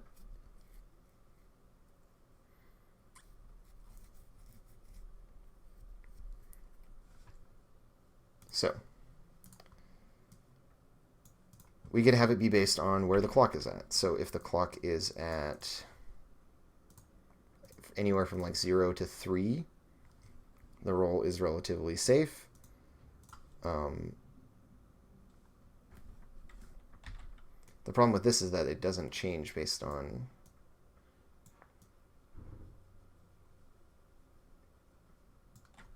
I don't know, it's like, yeah, okay, you can do this. So say it's like between 1 and 3, you roll the most dice. Here you're rolling less, and then in these last 2 segments you're rolling even less. The reason I don't like that is that it creates this very like low risk period early on where it's less relevant, and then like a higher risk period later on where you actually would like where these things matter more. I mean, I guess it being higher risk makes sense because we want to just go like super high stakes, but it feels frustrating because you're gonna you waste a bunch of shit early on when you don't really need it. So yeah, it could actually be that it's easier, that you get better rolls the closer the darkness is to finding you, but it's just worse if it goes wrong.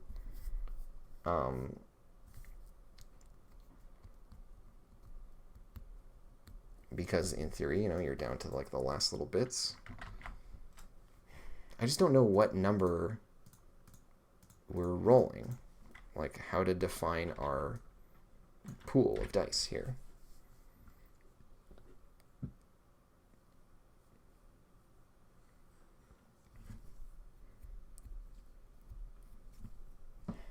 That part is escaping me.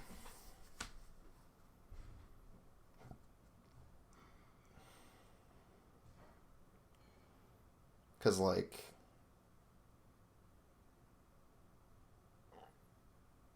yeah, I just can't think of a good way to put dice behind this.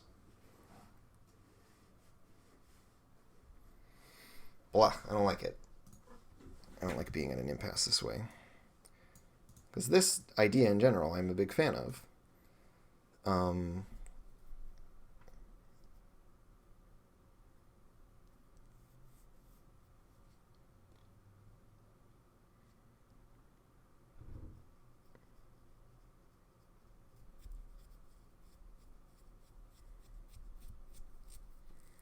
So,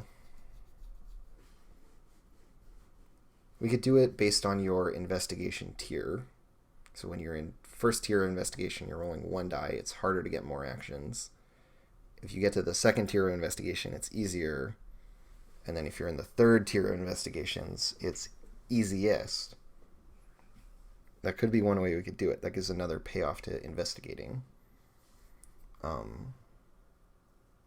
And that ultimately we're still on the clock, right? Like this thing is going to fill up eventually. Or there's the risk that you take every time you roll.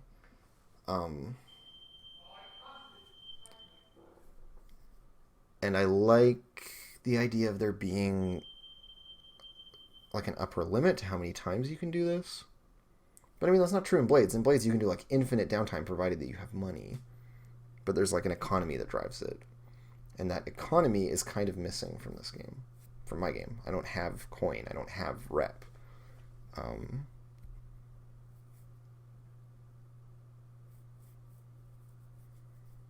So let's start with just investigation tier. So roll dice equal to your current investigation tier.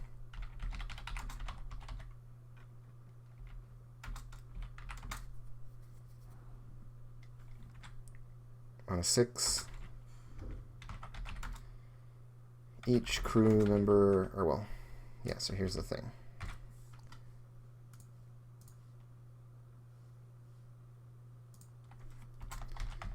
Each crew member takes 1 additional downtime action. Then roll dice equal to the crew's current, equal to your current investigation tier.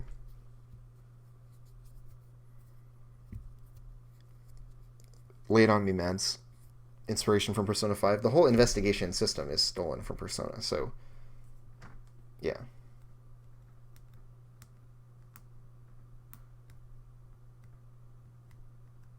I mean, yeah, and like the crew in Blades can have, like, if you get a vault, you can have 16 coins sitting on the crew plus all of your rep that you can spend. Like, there's this massive amount of resources you can spend on downtime actions later in the game, which I mean, meh, like, it's not really going to happen most of the time, but the more people believe in the crew, positively believe in the crew, the more investigation you can do. So it like expands your window, Mads, of like time to do pre-dungeon stuff before you have to go into the dungeon and actually fight the baddies.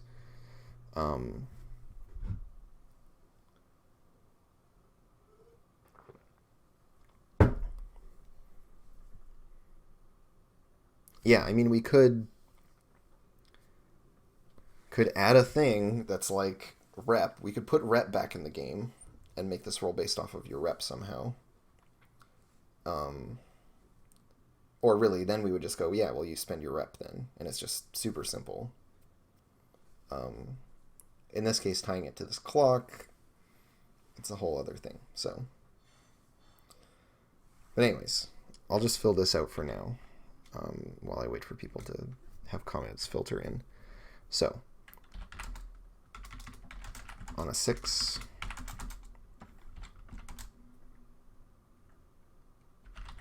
the clock does not advance.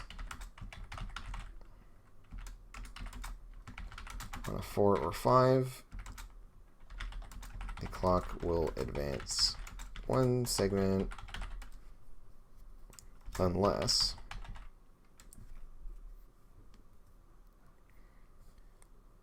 is here that it advances 1 and on a fail it advances 2, or is it that here it will advance 1 unless someone spends 2 stress?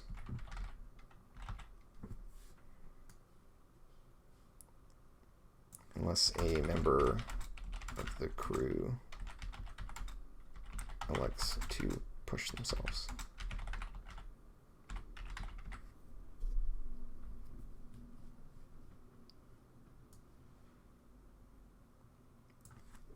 Clock will advance 1 segment. A PC can push themselves to prevent this. On a 1 to 3, the clock advances 1 segment.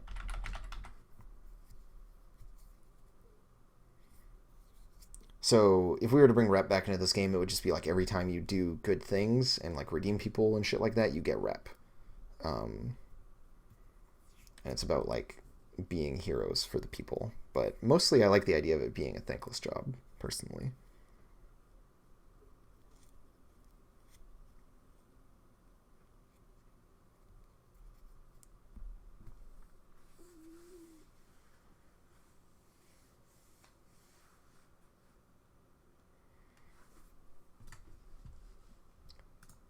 So I like the idea of rolling this after we take the downtime actions. So in which case because I see your suggestion, Sith Master, which I think is very reasonable, of being like on a 4 to 5, someone doesn't take an action, it doesn't go up, but if you do, it does, or whatever, right? Like,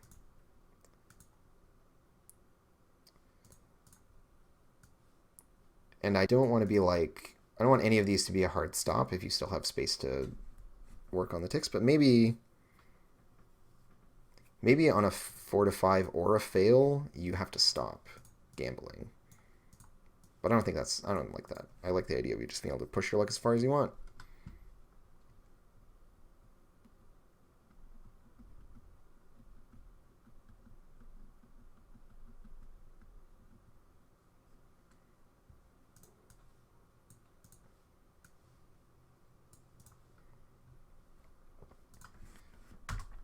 And then, of course, the clock can also advance as a consequence during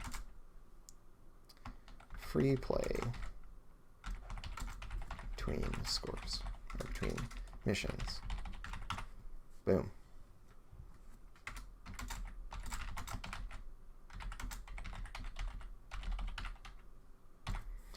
So this is also a way to expand the free play section by including some consequence that is relevant, because one, you can't get rid of your stress until you go do a mission. So anything you do in free play where you need to like push yourself or resist things or whatever adds up as far as that goes. And then also that we can advance this clock. Yeah, probably the clock needs to be bigger.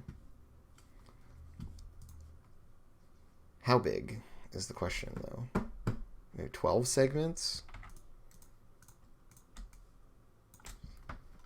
How do we make 12 even segments?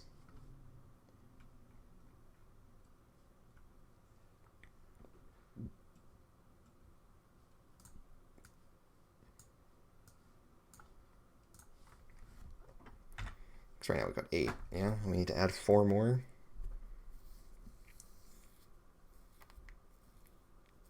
Because here, yeah, we're setting the cadence of how often the darkness attacks. So, as a minimum, per score, we're getting 1. Very likely, we're getting 2 on a given mission, which means every 4 missions this fills.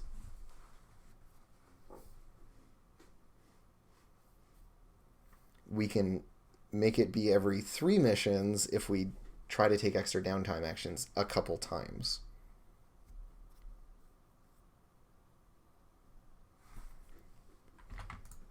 This then also factors into investigation decay. It's pretty easy for us to get 5 investigation in 1 downtime phase and still have leftover moose to do other stuff, because it probably only takes 2 investigation actions to get us 5.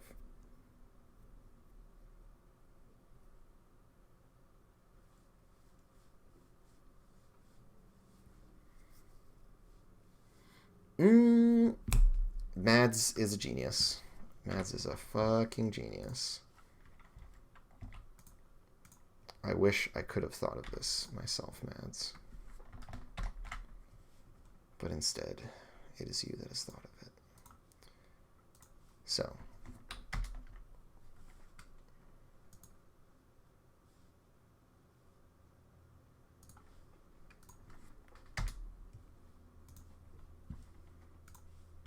What we can do instead of having 1 clock is 3 smaller clocks, and then per filled clock, you get less dice on the thing. And then this fixes our whole fucking shit. That's a really nice solution, Mads. I really, really like it. Let me just get my clocks right here. So we're gonna get rid of this one. Yeah, that's really solid. So. Also, instead of having this be a clock, I could have it be a track, like the investigation track. And then we have very much the like feeling of a race. So maybe we'll do that too. And that also makes things a lot easier. So investigation track, it's all on there, one thing, nice. So I can duplicate it and pull it down here.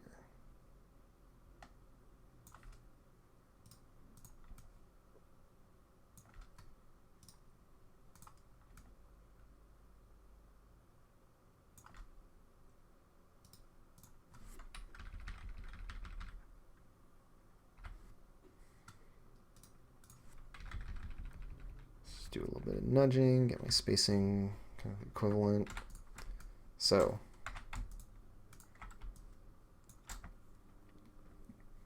Now everything's nice and even.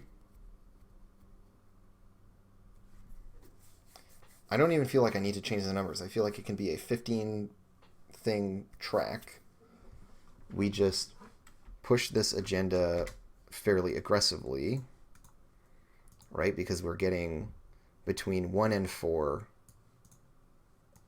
from each mission, plus potentially 1 or 2 more from downtime.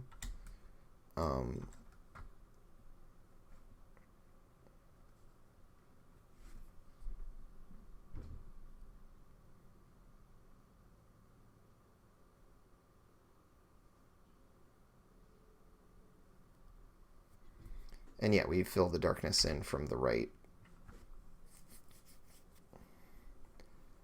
And the investigation in from the left, just for thematic reasons.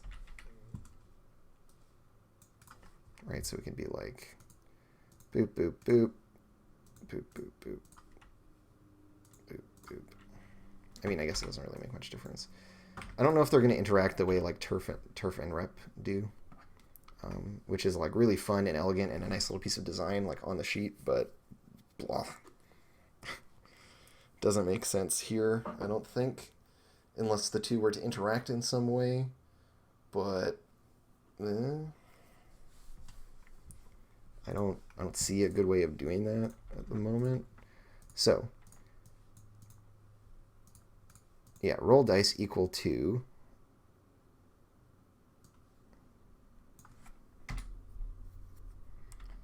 the current threshold of the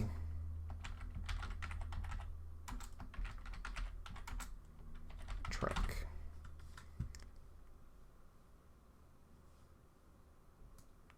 And now I have to replace every instance of clock with track because there's now clock no longer.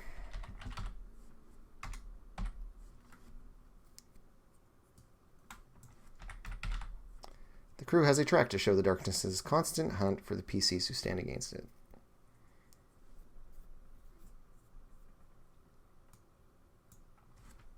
That's a really awkward set of language there. So, constant hunt for those who stand against it. When this track fills, the darkness has found the crew and carries on attacking against them. Play this out as a strike the heart with the crew on it. Feels engaged. Horse blah blah blah. Cool. After every mission, the darkness is getting close on the crew. The track advances.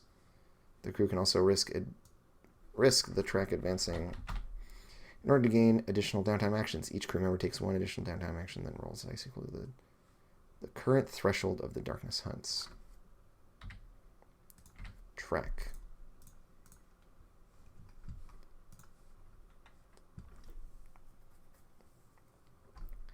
And how I will delineate these thresholds is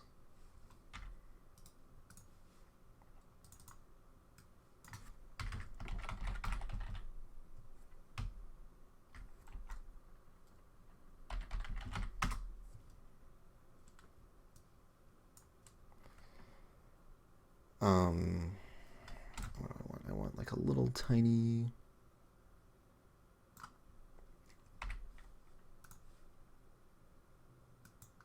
these are all black, but I have like an off black that I was using, don't I? Do I have any of it in this one? I don't think I do. Well, anyways, we do now.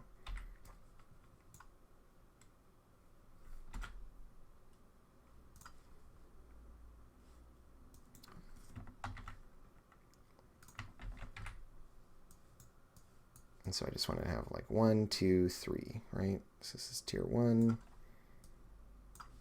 Dupe this and run it over here, and then dupe it again. So we have 2.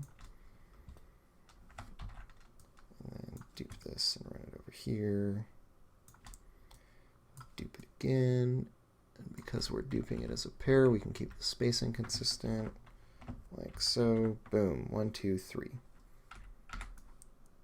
Do we maybe want to shorten these a little bit? Yeah. That feels decent. It's not quite centered on the pips, but I believe that solves that. And then we just duplicate this and move it up.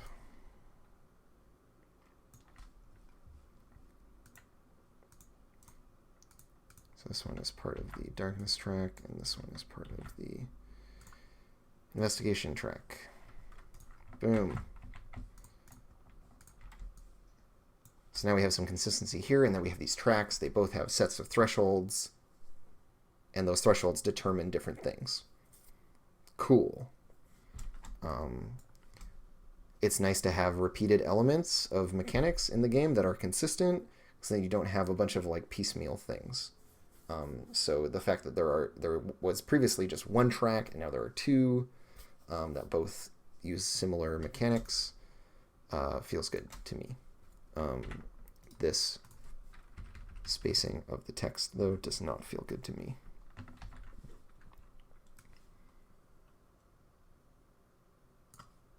Yeah, okay, that's good.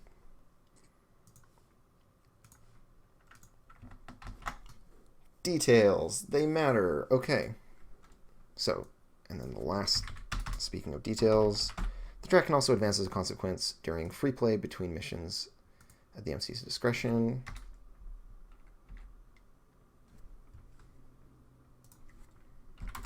Or as the result, or as part of a dark bargain.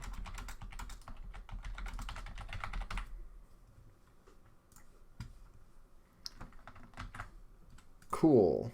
That's a bunch of progress today.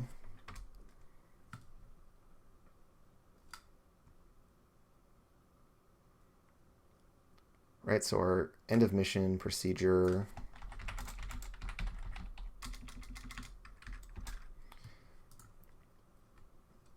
We're being a little bit spotty because this is everything about the Darkness Hunts you tracked, including that it advances after missions. But let's just outline the procedure here. Hey, Drummer Boy. Welcome. Yeah, right, Sith Master. It's basically like you're looking for them, they're looking for you. It's about who finds the other first. I've been at this for 2 hours. I'm actually going to take a break. But I will be back very soon. I'm going to take like a 5-minute break. Let me just make a massive text banner in here. 5-minute break. Just make it fucking enormous. More enormous. Excellent. 5-minute break. Boom. Hope that's clear to all of you out in Streamland. And I will be back.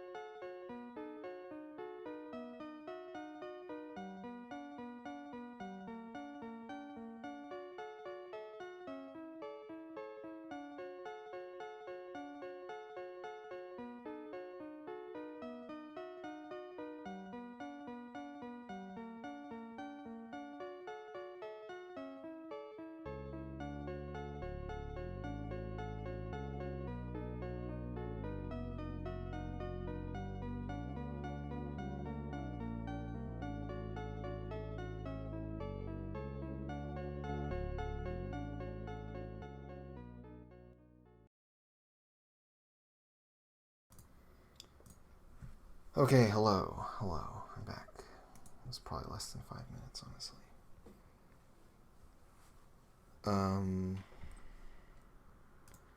Cool. We're not on a 5-minute break anymore. Incredible. Okay, so what the fuck was I working on? Right, end of mission procedure. Okay, so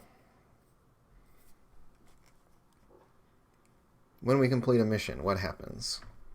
This is just going to be like point form, right? So we evaluate the darkness that hunts track.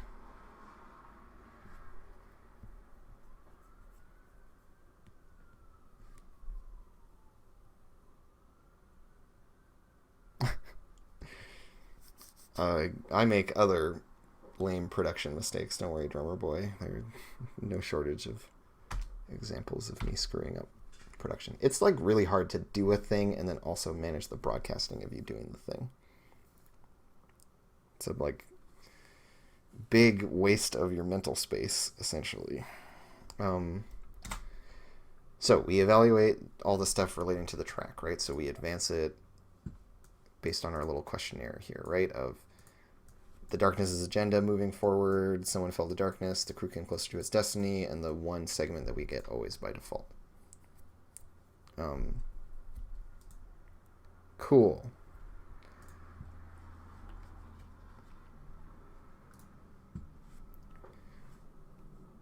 And so, now, having done that, we then roll entanglements, right? Let me just take another quick look at blades, right? Okay, so payoff. Payoff doesn't happen in my game. You get heat, essentially, and then entanglements, and then downtime activities, right? Okay, cool. So that's really all there is to it. Incarceration, no. In my game, you just die. It's cool. So we need a similar table to this one, right? And what the interplay here is that you roll your wanted level, and then depending on how much heat you have within that wanted level, different things are available. We probably want to have a simplified version of this because we don't have the multiple factors of like the two tracks that feed each other. Right, because we've just got this. There's no wanted level. The closest thing to our wanted level is like our tier of being hunted.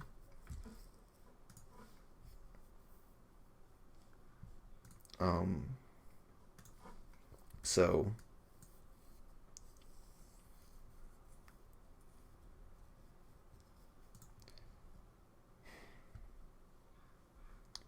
and this is just like essentially that there's a long list of things and that the band of possibility scrubs up and down this track, right? This like spectrum of bullshit.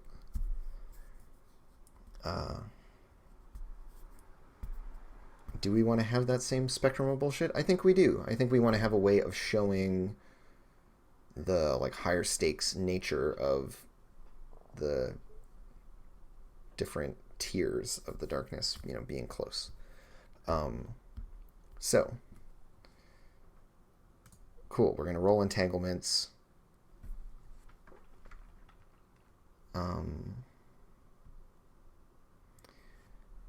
At some point after the mission, stress is going to reset.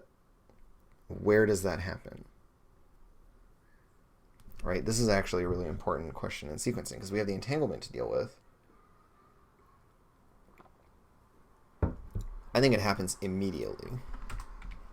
I think we evaluate this track. All eligible PCs reset their stress to 0. Well, we'll just say erase all stress from their sheet. Then we roll entanglements. We deal with any entanglement shit. Any stress accumulated as a result of entanglements, we pay forward into the next mission.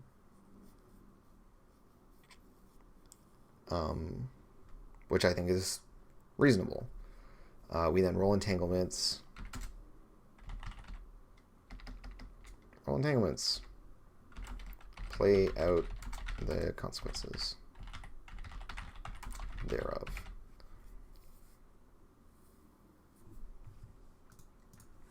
Alright, see above. Let's describe what the fuck entanglements are. Entanglements.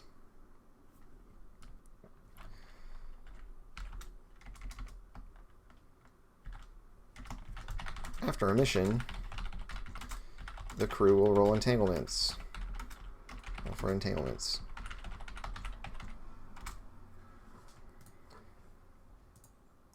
Right, so in this case, it's your wanted level. So it's going to be the tier. And then depending on your heat, you get different... Right, like how do my mechanics feed into this notion of a spreadsheet?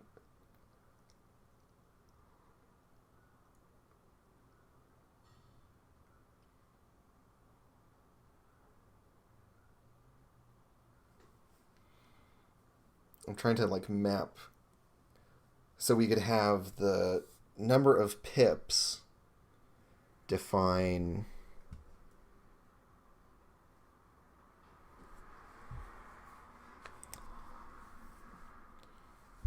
okay, so your heat within your wanted level. This part I always found kind of weird about Blades, right? Is that I can go from being at wanted level 8 or whatever, or like heat like 8, and be getting the really bad results, but at wanted level 1. And then when I go to wanted level 2, my heat actually goes back down. And I get these like smaller scale things, but at a different wanted level. Maybe we were playing it wrong, but to me that always felt kind of strange. That like there was this like waxing and waning of whether or not, like, although I was becoming more infamous and things were worse, I was then getting pursued less hard. That's how I feel. I feel like it's just not quite intuitive. So I might just want to like completely restructure this because it doesn't quite make sense in my brain. But the idea here is that over time our wanted level will go up.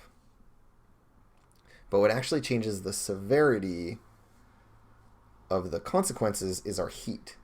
Our wanted level just sets how likely it is that we're going to get the worst options from amongst that category. So if we think of our tier, like our threshold on the track, as being our wanted level, it's going to make steep results more likely as we push into that.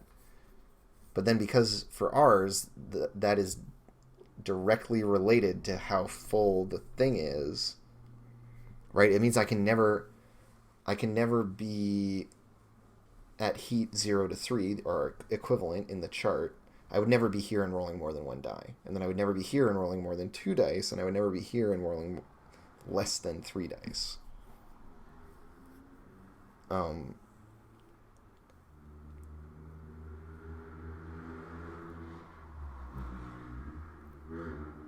Oh, there's a new version? I gotta get the new shit.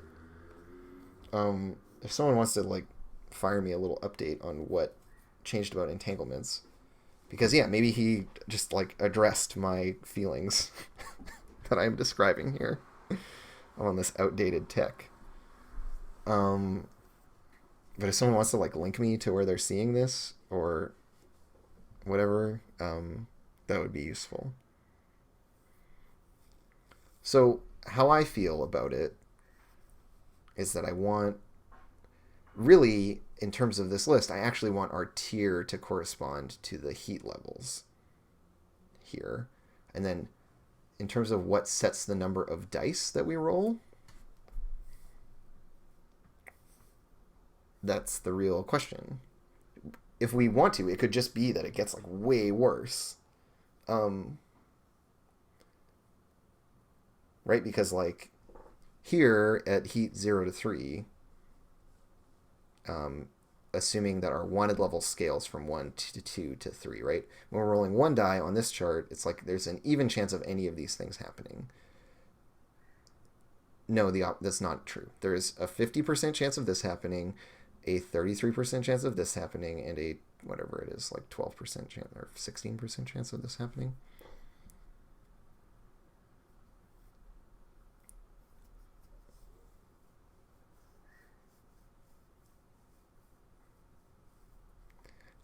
So anyways, okay, it hasn't changed. It's just you're used to a version prior to this. Okay, cool.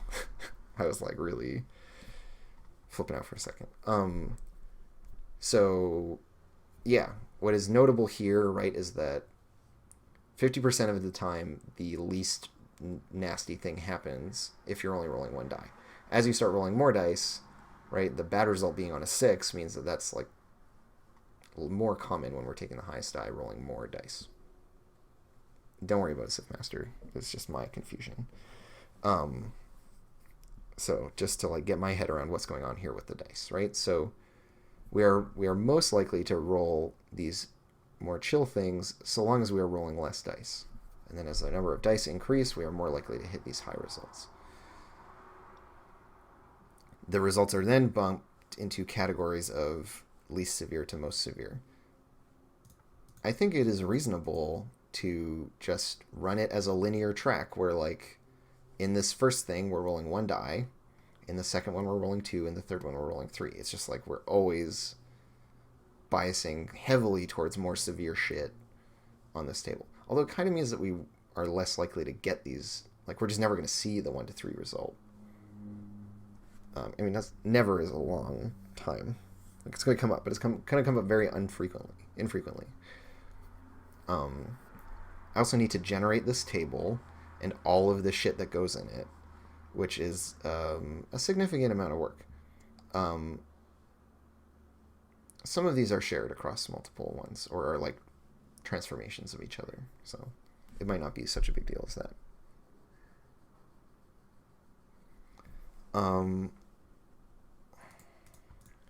It just feels weird that we push so deeply into, right, that it goes from like, so maybe it's 0 dice.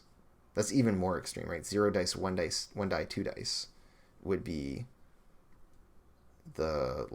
even more severe because the jump from 0 dice to 1 dice is really hefty. But we can't use this other element. That is not true, actually. So we have the tier, and then we have these sets of 5 pips within them. So we could have it be relating to the number of pips within that tier that you have. So what could that look like? So if we bring up blades, let's keep this in the background and have blades here. So, right, in the case of these, it's that from 0 to 3, 4 to 5, 6 plus. So we could have like 1, 2, 3, 4, and then 5. But then 5 you would never roll. Or it would only be like... This would be the big fuck you right before you got a huge wave of badness coming at you anyways. So that feels really rude.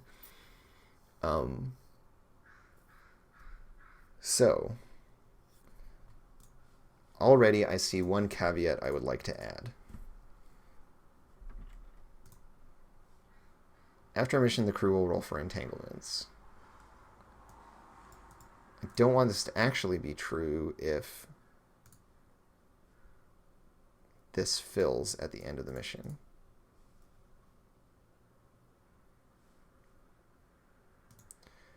After every mission, the darkness continues to close in the crew regardless of the mission's outcome. Track advances by blah blah blah according to these criteria. If this advances the track or if, oh, sorry, if this fills the track, skip entanglements.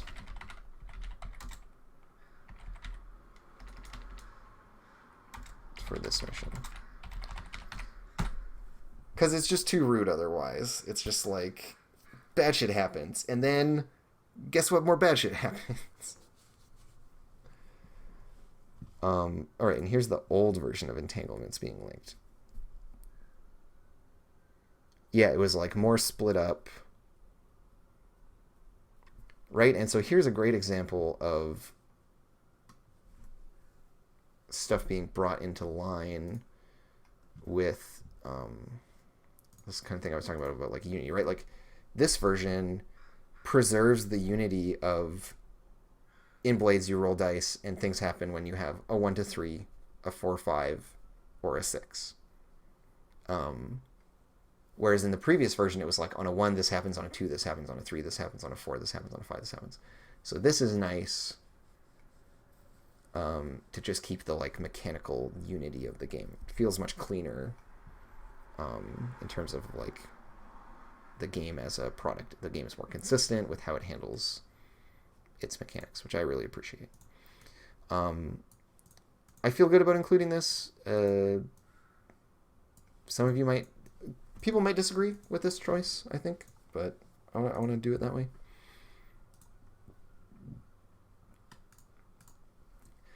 After mission, the crew rolls for entanglements. Not will roll. Crew rolls for entanglements. Let's look at our description in here.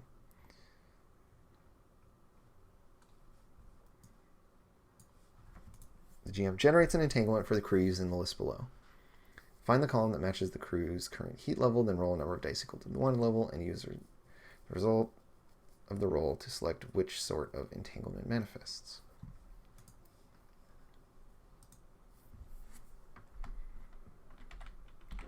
So, all of this to say, what the fuck are we doing for dice with this with our entanglements thing?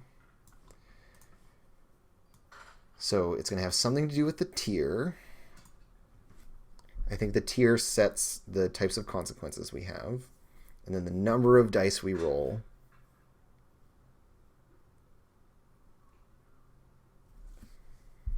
All right, everyone go watch the Black Panther teaser trailer, and then when you're done with that, you can come back and participate in game design with me. Whatever. Movies, who cares? It's probably very cool, though. All right, so we're going to roll dice equal to blank. And consult the chart. The MC chooses entanglement type and describes its consequences to the crew. I should say to the players.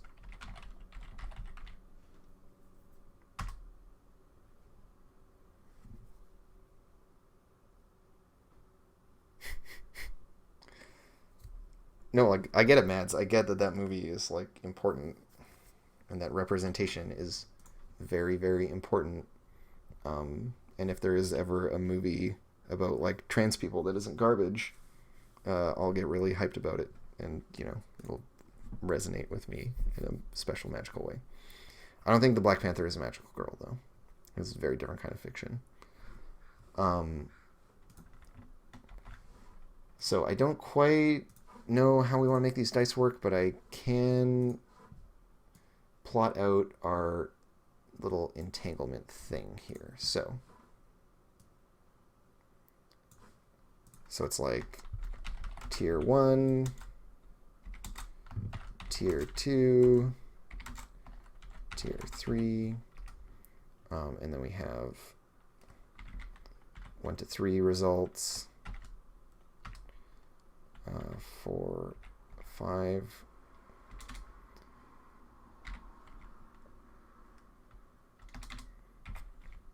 results, and results on a 6. I wish I had a Word application that could do tables, but I don't.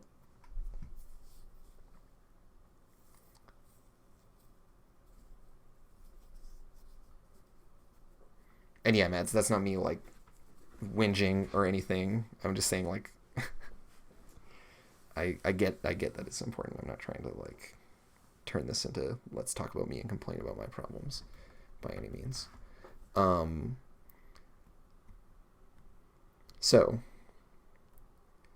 our options here, we have gang trouble or the usual suspects, which is like petty bullshit conflict within associated groups of NPCs. Rivals are unquiet dead. This is like external shit coming to grab you. And then cooperation, which is a +3 status faction asks you for a favor. Agree to do it or forfeit 1 rep per tier of the friendly faction, or lose 1 status with them.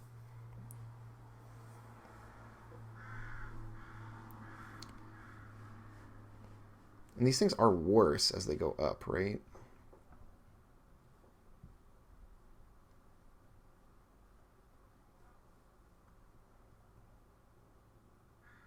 Yeah, because the other ones have less complicated badness associated with them. Here, Atsuka.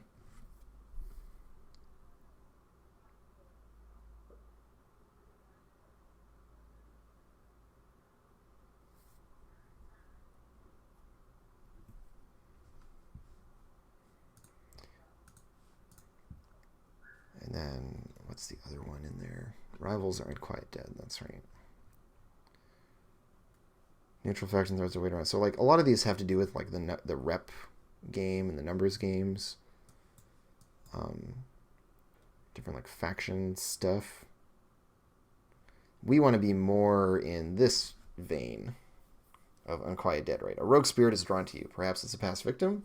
Acquire the services of a whisper or railjack to attempt to destroy or banish it or deal with it yourself. So I think we want one that's like in this middling result here. We want to like, and we want to use these as an opportunity, right? To introduce some bullshit. So like,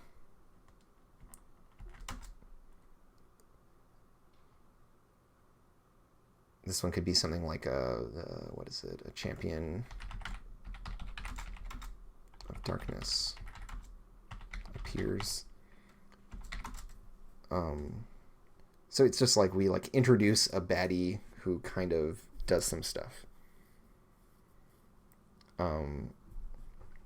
The worst result here would be what? And I think in these ones it's like, and here's where we can also bring in the NPCs, right? Like a frenemy. Well, this would be like a friend.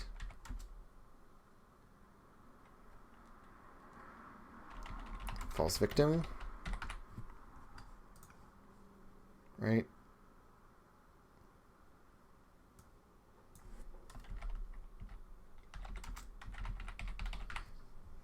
We introduce some big dark character who like monologues at you or some shit, and then what would be like a bad thing to have happen?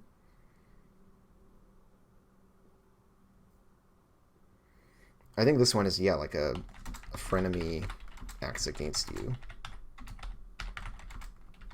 So it's like, the way I'm looking at this is,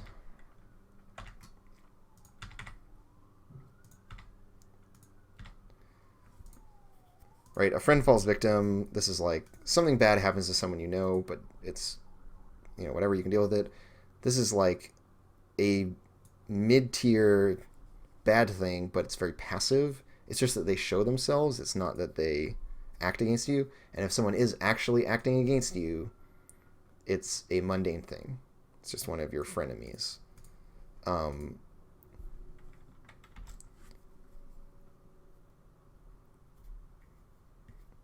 then we have right, the next tier here, right, is gang trouble or questioning, reprisals or unquiet dead, and show of force. So in this tier, we might have like this is one where we could be like a friend is in some peril of like something of actually turning on you or something, which maybe we'll put in this result, like a friend succumbs.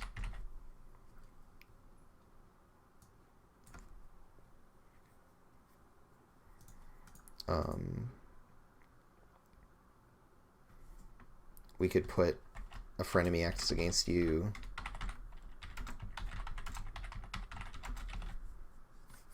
In here as like a likely result on a tier 2, or the softest result in a tier 2. And then this could be that a dark champion acts. And then our tier 3 shit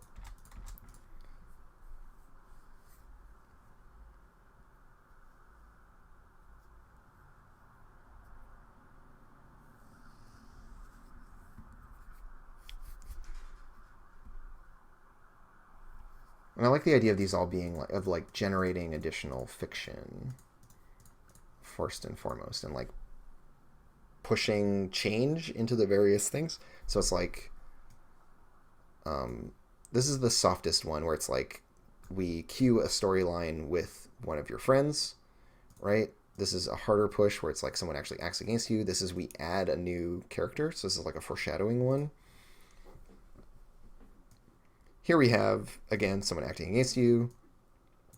We impact a change. So it's not just queuing a storyline. It's like a dark turn has occurred. And then this is like a more severe action against. And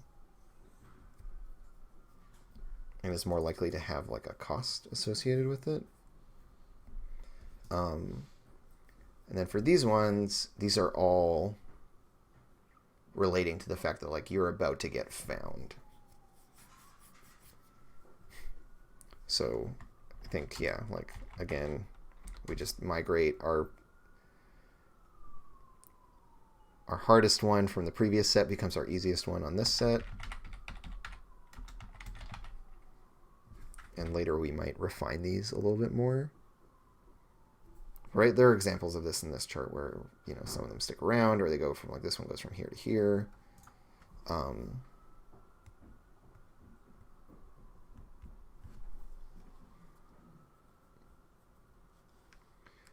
And yeah, this tier 3 is like you are steeped in the shit. So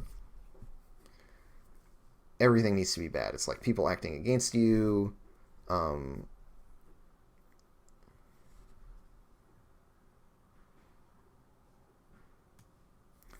You know what? I'm going to change some of these. I like this one being instead that a frenemy is elevated.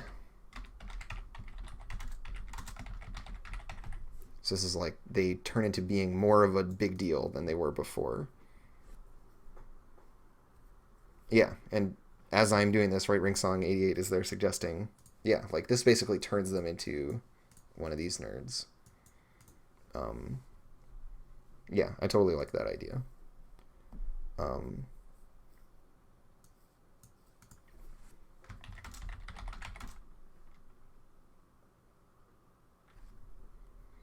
A friend succumbs to darkness is like really, this actually feels really shitty to do. I think a friend succumbs has to be up here in the most severe category, and this one is like, because a friend falls victim is like they're being bullied, and then this was like a friend in peril, I think.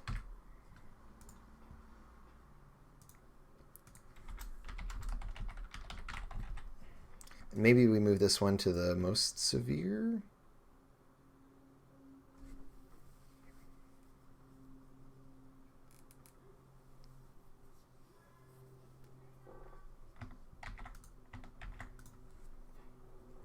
Because that one feels like the biggest fuck you. Or just taking one of your friends forever.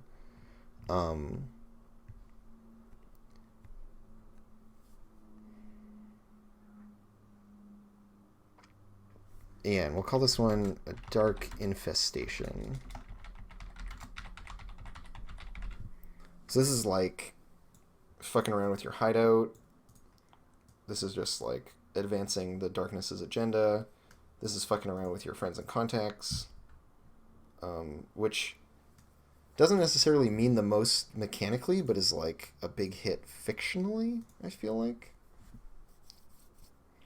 And then we can define all these later. I actually like the idea of letting other people play these out. And maybe I want to eliminate any duplicates. I am not entirely opposed to the idea of just getting rid of duplicates.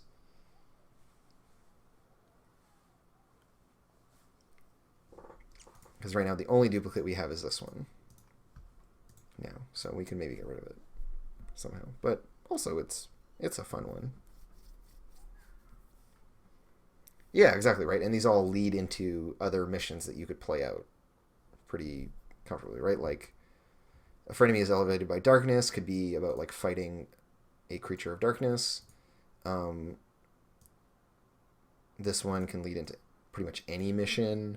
A Dark Champion Axe could definitely be fighting a creature of darkness as well down the line, but is also going to have other consequences for you to deal with right now. Dark Infestation is very much a cleanse, as is a Friends That Comes to Darkness, right? You can go and like, try to cleanse them. And that these earlier ones are some like low-level bullshit that you can confront in free play or whatever as well and nip in the bud. I like the idea of having a lot of these like start clocks and stuff as well, rather than play into the numbers game. I like this being a place to introduce like ongoing problems that we can then solve in downtime or free play. So I kind of want to play it a little differently than Blade's entanglements. Yeah, like I like these. I like the ideas, especially of the low level ones, of them like starting clocks that then kick off some bullshit later. So yeah, this is kind of like a way to do something kind of Fronts like from Apocalypse World, or I mean, all of that stuff is cooked into Blades in various ways, and I'm just moving around where we put those equivalents. And yeah, right, like this is just a way of procedurally doing all your prep. It just farms it out to the game, which is ideal. You want the game to just do stuff for you. I think that's a good little favor that the game can do for us. So the only thing that is as yet undefined is Transcendence. I think I've filled out everything else. I don't want to go hard and fast on these yet. I'm going to let those float through playtest. But I roughly know what I would want to do for them. Yeah.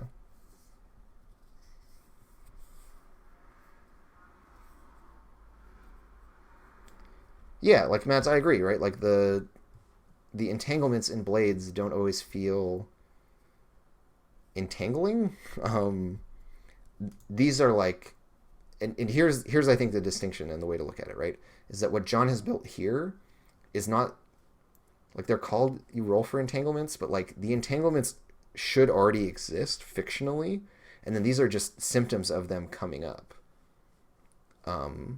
which is totally fine, right? But like everyone needs to, I think, modulate how they think about this stuff. And it's you being taxed is the other thing that this is, really.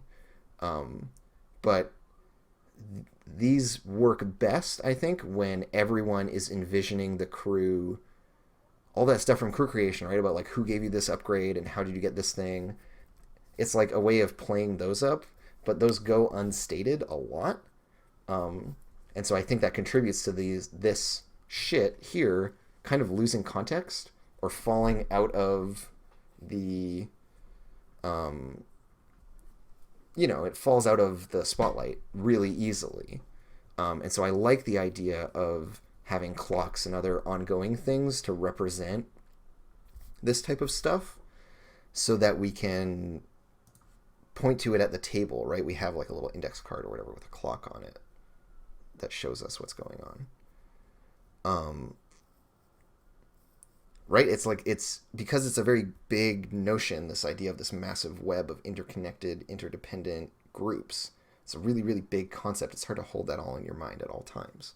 So having little tokens of it, right? And this isn't me just like calling out everyone in chat who's being like, I don't know, I don't like how entanglements work. I totally agree and I get it. And so I am trying to push this in a direction where it more acts as an embodiment of ongoing elements rather than just a way to like nod back to them, and one that assumes that we're already playing those up. So I'm going to try to like push them harder through the mechanics. And that this nods to our friends and enemies, all that kind of stuff. I want to use this as a way to like keep incorporate a reincorporation engine, I think, is what I want this to be, and what it's meant to be in the original design of Blades as well, right? Like I'm quite certain that that's what this is supposed to be about. I just want to make it more explicit, and we'll see. So Transcendence. Transcendence is a really big topic.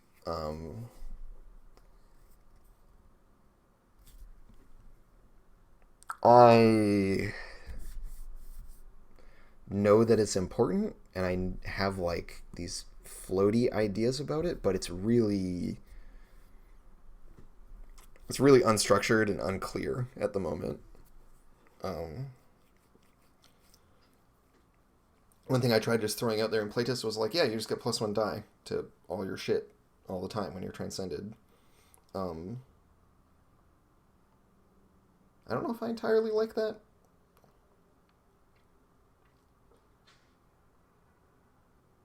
I'm just really not sure.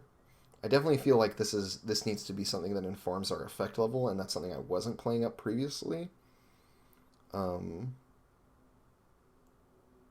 I should also be more hardline about like, you can't do magic shit unless you transcend. So I'm just gonna write myself some notes here. I don't think I'm gonna actually be happy with this at the end of this, or that I'm really gonna flesh it out beyond getting myself some good notes. Yeah, like I want to make this more of a thing, and less of something that we kind of just like elide. But I don't know ultimately what it's all going to mean. But so like things I want out of this. One, I want people to describe transforming. It's very important. It's like probably the single most iconic thing about this genre. Like, I need to force players to describe this shit. I want there to be like, there are moves associated with it.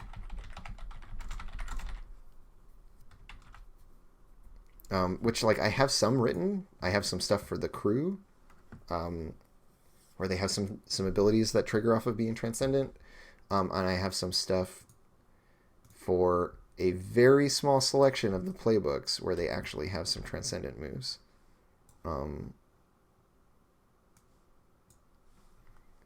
But it's most of them don't.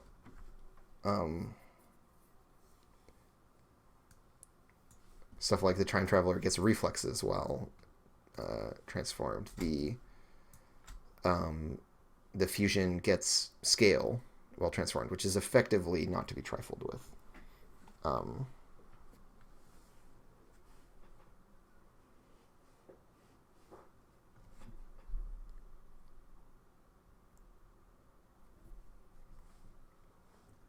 So, yeah, it's like, I don't like the idea of having it just be a rule that like you have to describe it or you don't get to do the thing, because that's fucking stupid. right? Just saying that players have to do a thing is not a way to encourage them to do it. I want people to be excited to describe their characters transforming, um, and for that to be like an opportunity for them to express their character and that kind of shit. Um, that being said, it doesn't make sense to have them endlessly ad nauseum repeatedly describe the same transformation sequences over and over and over again.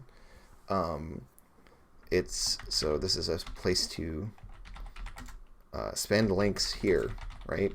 This is like the primary place we're meant to dump links into.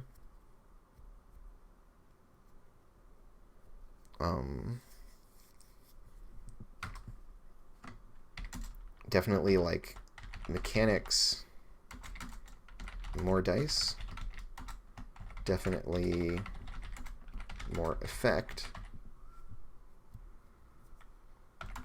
and more fictional possibilities,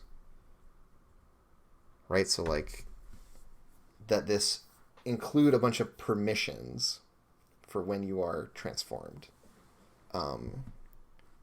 So like this is something I failed to do in the playtest on Monday, was say like when they were like, yeah, I like pull out my magic weapon, I'm like, I should have just been like, no, you fucking don't. You do not. You are not transcended. You don't get shit. You're mundane, terrible, bad. You don't get anything. You're bad. That's what I should have done. That would be in keeping with the spirit of the game, and I didn't do it. So that's like, that is an error on my part, because I could have just done that. I should have been like, no, Sean, you don't have shit. Transform, and then you got something. But it.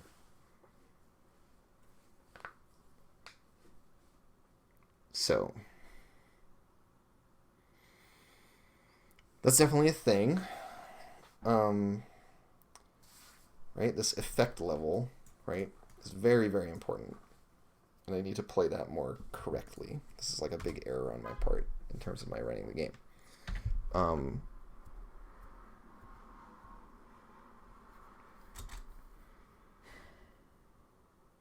terms of like other things that are important about this, I might have covered it all here. So that it's like we want to have them describe this like other self, right?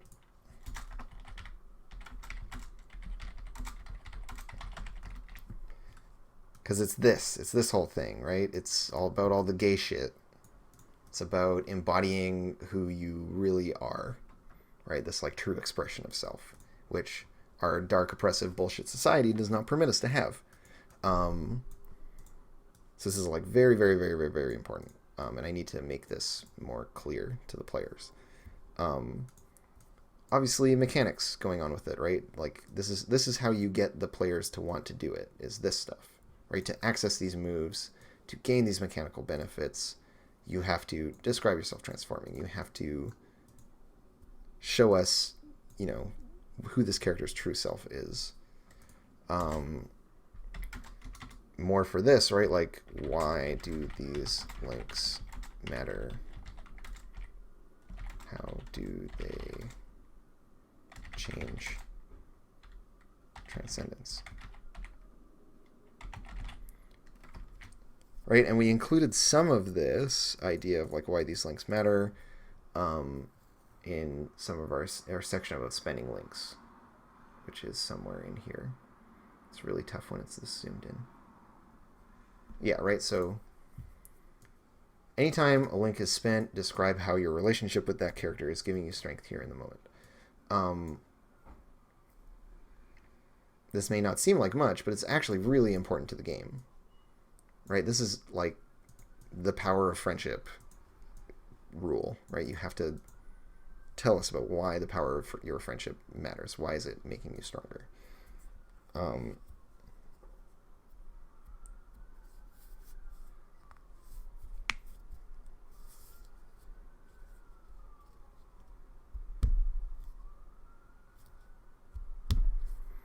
So definitely I could include a little mechanics description here where there's like, before we get into the special abilities, there is just a thing of like, when transcended, this, and transcend by doing this, which should probably live on. I think it lives on the crew book, because this can change based on the playset we're in. I should stop calling this crew book and call this playset, because it's really the playset. Because while we're in the like Sailor Moon one, transcending means one thing. While we're in the like Madoka one, it means a whole other thing.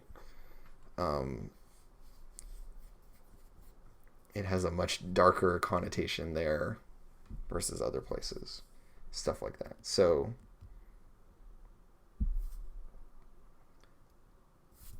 yeah, so I will write a note to myself here to write up in playset describing mechs of Transcendence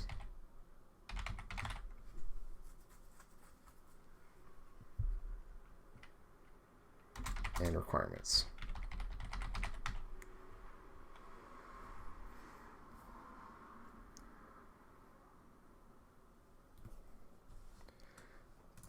We have a bunch of it here, right? In terms of like the characters choose some tags about like what their transcendence is like as informed by the playset. And so this will change from playset to playset. And like in the case of my game, it is fair to point out that like they didn't choose transformation sequences, right? Like that wasn't something they wanted to play into. They did like costume changes and calling on the stars and planets.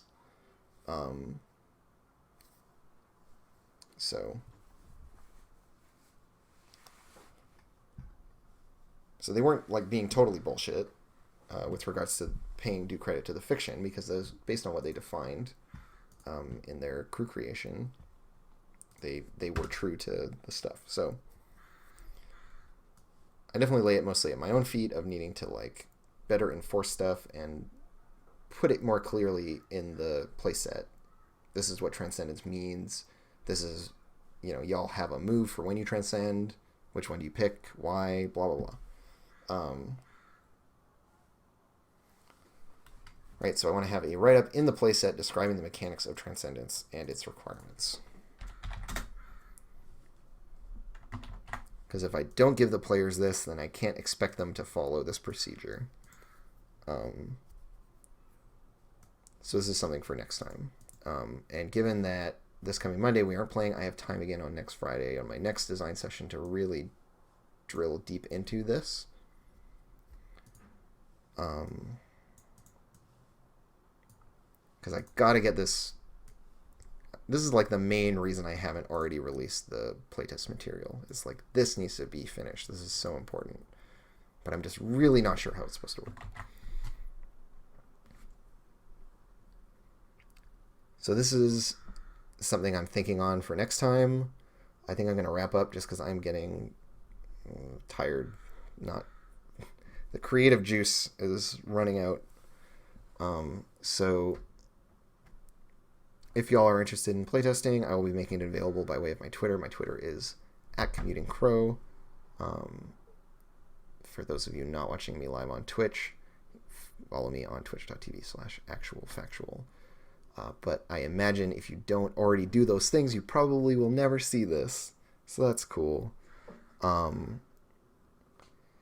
Yeah, sorry for the continued delays on getting this playtest package, but I just want it to at least have a skeleton of all the sections of the game. And this is the last big one right here. Transcendence. This is like a really big gap that I need to plug before I send it out. I made really big progress today, so thank you all very much for your help and input, because this was just like banging out a ton of stuff. An absolute ton of stuff. Which was really, really good. Once I get this sorted out, I will feel pretty confident releasing this into the wild. So keep an eye out. Might be able to stream on Monday, given that I'm not doing the show with Elf because of scheduling stuff this Monday, I think. So I will do something during that time slot regardless. It might be more development for this in that case. So keep an eye on my Twitter. I'm really hyped about a lot of the shows I'm doing right now. I'm hyped about playtesting this game. I'm really hyped about Burning Wheel. I really enjoyed this past session of the Sprawl. I've been kind of having like ups and downs with the Sprawl for various reasons.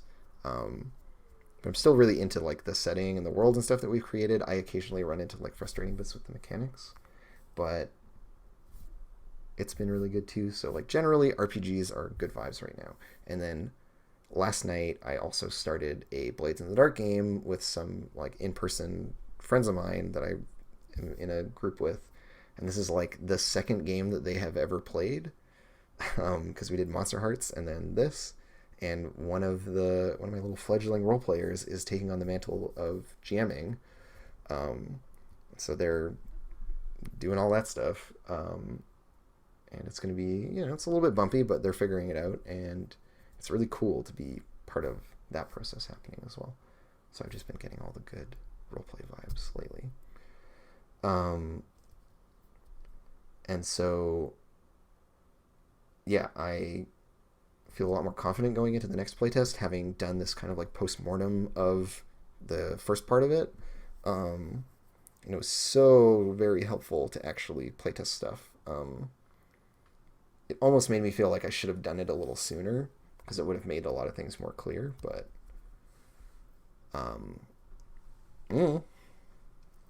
it's working out. We're slogging through it. I don't think I hit very many things where I was just like, oh, everything I've done was bad. Got that out of the way with the very first playtest way back several months ago. So overall, feeling pretty solid about this like ideation of the game. Piggybacking on Blades feels really, really solid and sensical for Girl by Moonlight. So, yeah. That's it. Go about your days. Carry on. Be gone with you.